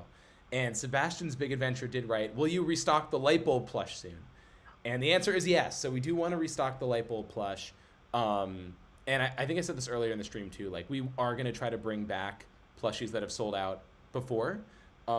So yeah, if you want a specific one to come back, definitely let us know in the comments. You know, we want to hear it. We want to know who you want back. So Yep. Call it. EMXYTZZZ wants to just hear a happy early birthday for Yusha or Yusha. Well, each of us pick one. Happy birthday, yes. Happy birthday, Yusha. happy birthday, Yusha Yasha. I said both. Yay! Just to make sure. Perfect balance. I like it. Whatchamacallit, Root Beer wants to know how many times have us Puffball, Speaker Boxing, and Light Bulbs Cookie Pizza since 2013? Oh man, it's a good So question. many times. I feel like you can't overindulge. You know, it's like it's an infinite supply, but I feel like you'd get, you know, bored of it after a while. So maybe it's like once a month or two that they indulge. But who's to say? Who knows? Who's to say? Who's to So say? good. Had it a second time, maybe even a third, fourth. That have lost count long ago. Raul Dubs writes up. Ryan, can you do your fan voice saying, "You are a superstar, Raul"? You are a superstar, Raul. Yeah. And I did want to say too, because before we posted the meetup video, I had put out a YouTube community post of like the real Light Bulbs cookie pizza, which you can go see. But you know, we actually did bake one to kind of celebrate, you know, releasing those videos. So we had eaten it the day before, but it was so good. Like we made the cookie dough from scratch. So we like browned the butter and like did the whole shebang, and it was delicious. So we almost ate the whole cookie pizza. I wanted so it was badly. really good. That sounds awesome. Yeah, it was great. Moss Haven writes, we kind of touched on this a little earlier, but let's see. Let's get a little more perspective. Since Nickel left the TLC before II, and there are more characters who cameoed in the show multiple times, is there an alternate timeline of BFDIA/BFB where Nickel doesn't show up as the BFDIA and BFB experts? I see what you're saying. That's interesting. That's an interesting concept. So essentially, that's the alternate universe of BFDI. II's universe is the alternate version of BFDI's, where Nickel like didn't like escaped, basically. Yeah, Is that it? That's fascinating. I think that's really cool. It is Right. cool. It's very fascinating. I don't hate it. I love it. It makes sense. He did say he escaped. Yeah, it's very, you know, it's fascinating. There's a lot to think about with that one. I like how your mind works. Myastic wants Goo to say,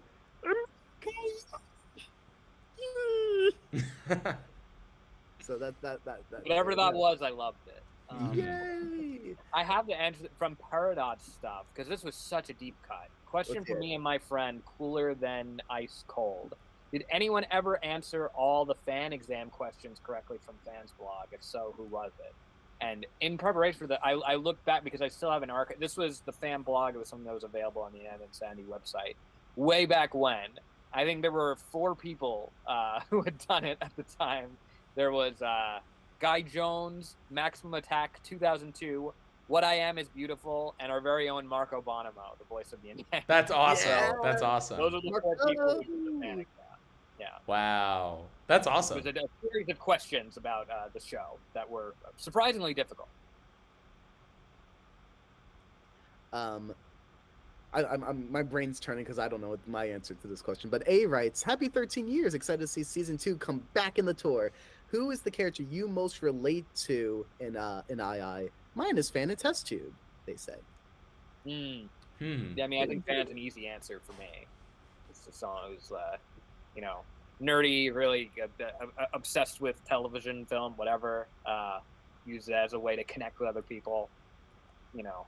But Fan's my answer. Oh, shucks. I mean, I'll say. Yeah, as we know, you can't have the same answer. Yeah, I'll say baseball because I feel like he's learning what it's like to be a part and lead a team. And I think, like, you know, what I guess, like, you as the viewers don't see, obviously, is that, you know, as the show has grown, there's been more expected of it and more to kind of manage and think about, like, how we want to do things. So I feel like I relate to him in terms of, like, trying to figure out with that scale and that growth how to, you know, be a good leader in the process sometimes. So I'll stick to characters that we voice, and I'll throw a Goo as a guy, the chipper little fellow who likes to be helpful, tries really hard to be, quick to anxiety. I also very closely relate to Silver on account of being better than everyone. Yeah. Heck yeah. Which is a bad like interpretation of Silver on top of the stupid way I connected it to me. Yeah. That's good. Good answers. Spoilers and something we answered already. We got do we think that we'll ever maybe get to doing subtitles for episodes that we haven't done in seasons 1 and 2? We should do that. We definitely should do that. Let's put that on the list. I'm down for that. Whatchamacallit, this is interesting. So Chris here writes, what scenes did Adam work on for BFDIA 6 and 7? Oh, that's a good question. So in BFDIA 6, I animated the scene where it starts when Nickel says, like, "Oh, well, we need to get the best sleep possible, so don't be distracted by this tech on the wall," or something. And then the scene ends with, "Who cares if you're adopted, Nickel?" Like, that whole part. So I animated that part in that episode. And, yeah, that was the first episode of BFDI that I've actually animated for, which was really fun. And then when I was there when the episode was being uploaded, and I think, like, they were really, really trying to upload it on that date. I think it was September 1st, right? Oh, yeah. Yeah. So it was like a mad rush, and we barely made it. It was like, I think there was like a few hours to spare or something. That's crazy. They had 10 years. I know. Yeah. Well, you know, spoiler alert, it did not take 10 years to make that episode. I think it was like a month. But yeah, it was crazy. And then the next episode, I'm trying to remember which. Oh, it was the scene again with Woe Bunch where Nickel was like, or Needle was like, "Wow, Nickel, how do you have all these cruel punishments?" And then it showed like the thing, and then oh yeah, Nickel was like, "I want to endure the punishment I deserve." Right, that whole part. I did that part. Right. And then I just got a little bit too busy after that episode to continue animating, but I'd love to in the future. Maybe if I have additional time. I was gonna say probably all comes down to timing. Yeah. The question then also goes on to ask me, how is it at Titmouse, which is the company I work at. I unfortunately can't really say much about what I'm doing there aside from the fact that I'm a dialogue editor for an animated project, which has been a blast, and I've been loving it there. It's a really great place to work. I hope that we could talk about what that is at a point in the near future. We'll see. I agree. I also worked on it. Yeah. So, yeah, I'm excited. And Brian, yeah. We'll get you for the next one. I gave emotional support. Now, unfortunately, Super Chat cannot counteract an NDA. So, unfortunately not. If only. I will say, I know we've been running for a little over 2 hours, so we may want to wrap up a little bit soon. We're almost halfway done. Yeah, exactly what I meant. You got it. Whatever you think that we should be wrapping up, Adam, cool with me. We'll wrap on up. Yeah. Just give us a time or a heads up now or later. Why don't we do 1:20? Okay. You heard it here first. That's gonna be a crazy time on the East Coast. Well, no. Let me Oh my try to- God. Oh, come on. What? Oh, come on! What I say? Teen kids will understand. Teen kids. At this point, now I feel the pressure of like, okay, we got 20 minutes. We have 10 minutes. Shoot, we have 10 minutes. Well, You're right. I had the 20 in my head still. So I'm just gonna try to find some meaty questions. I think it's time for a speed round. yeah. Oh gosh, there's so many super chats left. We'll get to as many as we can, and I appreciate all of them. Thank you. This has been fun. This is like truly a return to greatness right here. Yes. Stan Okay. was asking about if Fantastic Features would come back. We already said, I don't know. The demand is there. I'm just saying. Let's see. I'm trying to get some good ones in here. Such as this is definitely a good one from Sour Puddin'. Can Test Tube say, "Pay me what you own, Clown Box. You know what you did." Pay me what you owe me, Clown Box. You know what you did. That was beautiful. Thank you. I was struggling. I was like, do I have this? Okay, I'm gonna go for it. I liked it. Yeah. Oh gosh. Okay. Do y'all have any neat questions that you'd I wanna? got Tiny Turquoise Me has been asking this. Okay. Why was Bay written on Balloon's speech to OJ paper in season 2? Which I think probably the best answer to that is Balloon was just trying to strike a kind of cordial tone and had a few different attempts at it, and maybe that was one that he didn't end up going with, but thought maybe in the moment it could have helped Right. lighten the mood. He was working on his poetry skills, polishing those up. Yeah. Very poetic word. Okay. Can we get a "What's up, Ruby" from Knife? Asks Ruby. Nice. Whatchamacallit? Trying to scan through quickly. A lot of them are spoiler questions. Yeah. It's funny to me that Silver didn't get a plush when the other final two did. Oh man. Yeah. Maybe I should show the other final 2 plushies. I'm gonna go get them. Oh, let's take a look at those. Whoa. They really exist.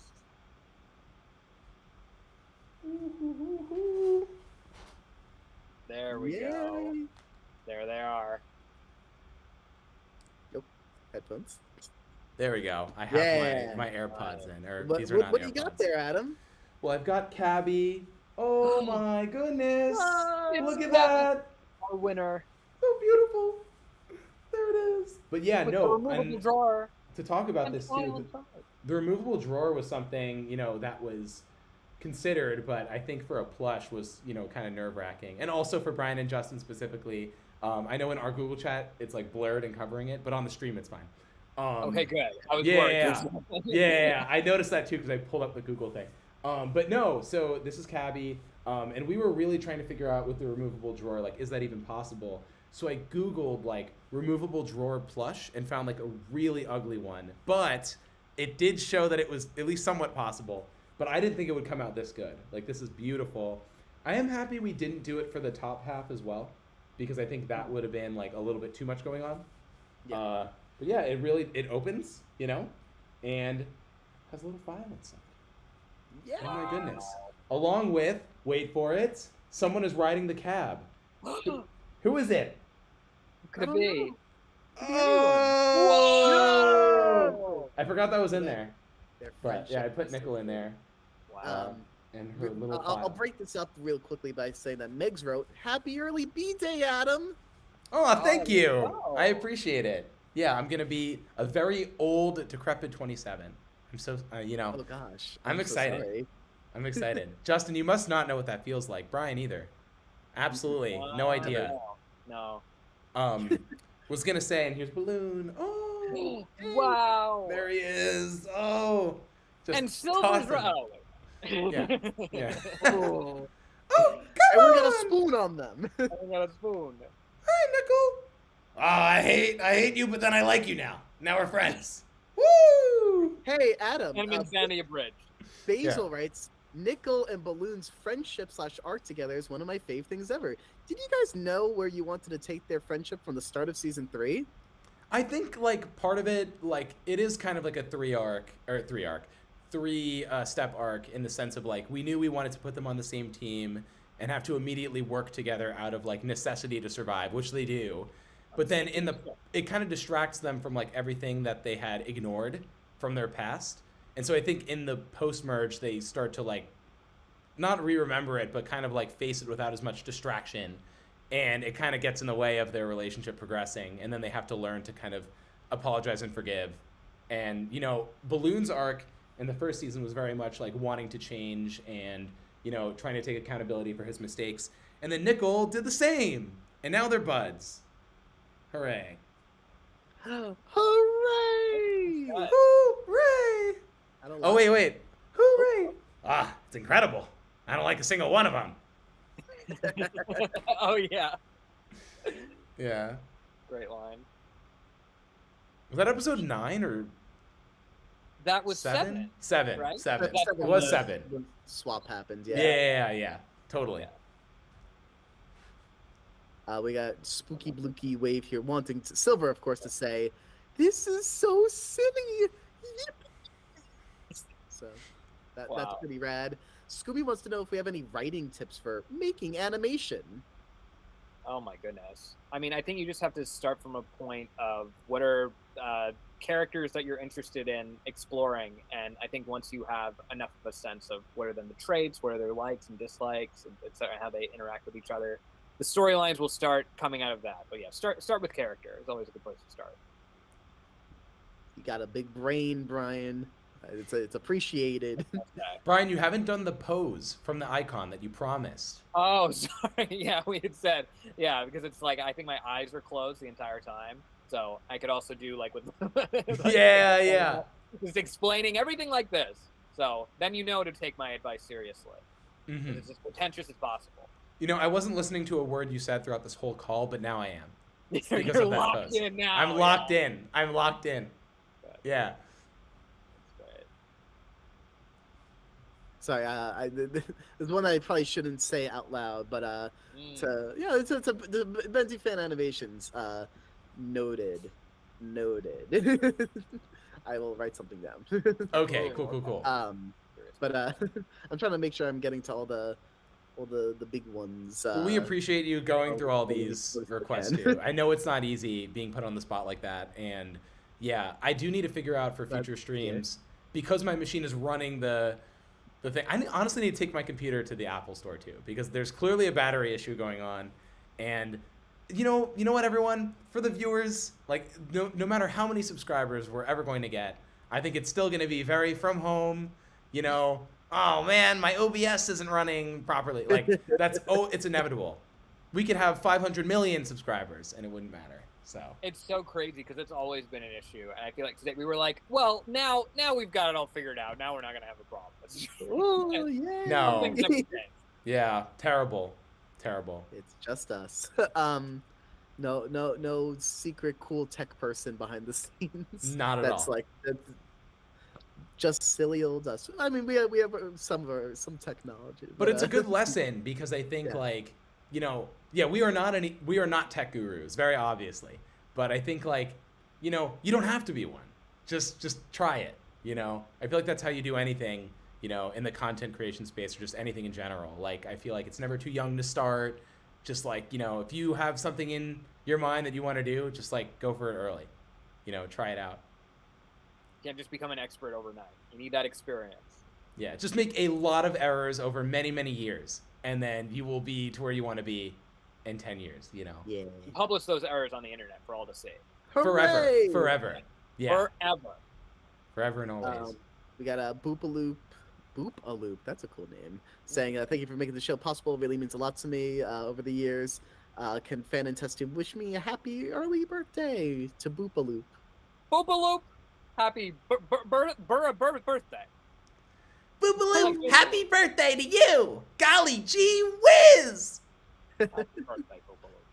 What happy day. for Wait, all I of have y'all. test tube also. I have like all the plushies with me. I'm gonna get test Oh, tube are you? also. You must be a big fan. I must be. I must be. Ooh, must be, yeah. Perfect. We gotta get another good one in here. There we go. Here I am! Oh, wow! It's my best friend, Cabby! We're together! Cabby. Yeah. Oh! Oh, Man, what happened to your face? I don't know what's going on. Oh no. Oh, no!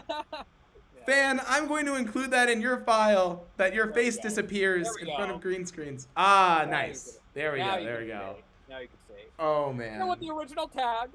I have my Yeah. fake plush that I just realized. I probably shouldn't just be like, oh. Hey, that's good though. It's very good. Yeah, this was Ryder. This is not a for sale item, but it's a fan-made little dude. All that right, might how have much seen you it. want for it? This is Knife 2 from Inanimate Answers, Episode 2. Gimme. So, any Inanimate Answers fans in the audience, that's a callback. That'd be a fun show to bring back as well. Did someone yippee? Oh, that was me. Yippee. Did I hide it well enough? Anyone yippee? Yep, that was me. Well, Jesus awesome. I Christ. don't want to be the bearer of bad news, but I know we are approaching 120. But you know, it's good. It's 2 hours and 20 minutes for season 2's return. It's so poetic. Maybe we need to end at 222 then, I was just gonna say. or 122. Yeah. We can Wait, we've ramble been- on long Yeah, enough. 2 hours and 22 minutes of runtime. Well, then we get to fit in lots of exciting super chats, such as Voka's. Can Knife say, "Darling, guess who's back from jail?" Whoa, what'd he go for? What didn't he go for? Ah, oh no. Oh, Maybe- knife. maybe Oh something no. like burning marshmallow or something, but probably more likely tax theft. I feel like that's we jump to that one quite often when it comes to II crimes. I feel like Yeah. OJ was accused of that at some point. Was that a short? That was FFF. There was the comic in the dub. exit? I was thinking the comic dub, the 5th one.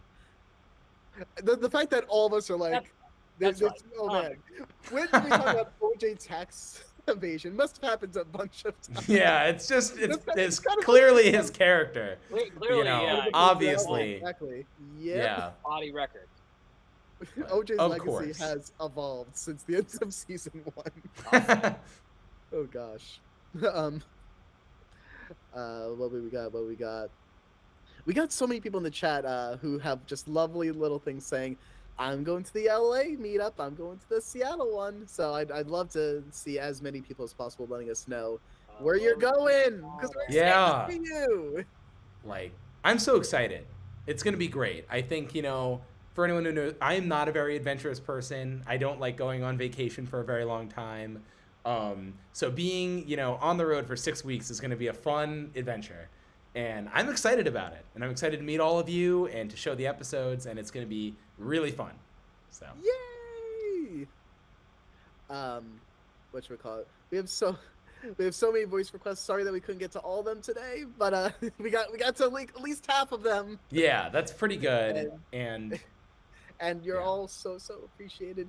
There was just a birthday one. It's like, well, we can't miss the birthday one. We can't ruin someone's birthday. well, here's what I'll say Um, too, because we're clearly on. not going to get to every single one. There's just Of too course. many. And So- that's incredible that there are even too many. Thank Like, thank you you. all. But I will say, like, why don't we all do a happy birthday? And anyone who just, it's their birthday and they want to hear it, I'm going to do Bring happy me your- birthday and all 5 of the characters I do's voice for you right now. And then we can all do that. Okay. Happy birthday! Happy birthday! And happy birthday! And Happy birthday! yeah, there. That's at least 4 of them. That's a lot of happy birthdays. Okay. Oh, Before Justin. Brian, you're up. I believe in you. All right. Happy birthday, Donald. Happy birthday. And then who else? Okay, happy birthday. And then happy birthday. And then happy birthday. There you go. That's plenty of Nice. happy birthdays. I would like to wish you a happy birthday. Happy birthday! Happy birthday to you. Everyone, happy birthday! Happy birthday, I guess. Yay! I was hoping for that, I guess. I was really hoping that would sneak in there. It's never, an authentic one. I love that. Wonderful. Well, now that we've wished everyone in the world a happy birthday, I That's can't a lot wait of to see people. where else That's go. at least like 10, 20,000 people. Yeah, it's a lot of. I think there's probably more than that. I don't know. In the world? 8 billion divided by 365. Is that an accurate way of determining? Oh, that? I was just making a joke on the 8 billion, but if we want to be specific, yeah, how many people have a birthday today? Probably divided by 365, which brings good us way down of- to probably like 20, 30 people. Yeah, I think so. That sounds We've right. covered That sounds it. like good math.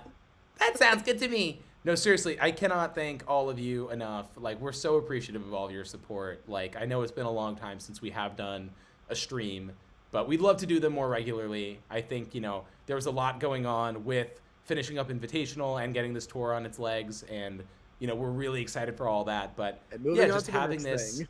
this interaction has been just really great. And, yeah, clearly it's a little different than a few years ago where our audience was, smaller, but this has just been, so fun. Even better. Thank you. Woohoo! Better than ever. Love it. II motto. Oh, really? I thought it was greetings and salutations. I'm your host, MePhone4, and this is Inanimate Insanity, a show in which these Yeah, that's not a mouthful at all. That's a perfect, tagline. I these love it. 14 objects competes for $1 million. It's on the plaque The really well. Oh, I need to hit this end stream button just to stop this. Put us out of our misery. Oh my Roasting goodness. Something and deadly. You're Bye, not gonna wanna everyone. miss this. That's Have a it. great That's day. enough of that. Does anyone want to say anything else though before I hit end? We love you all. But Happy I love you more. birthday. You heard that? Justin loves you the most. Brian and I tap Hands or out. knife. Yeah. All right. See you, everyone. Bye, everyone. Woo. Bye. All right. I don't know if it's ended, by the way, because That's I fair. think I mean, it froze. I think people appreciate hanging out with us during.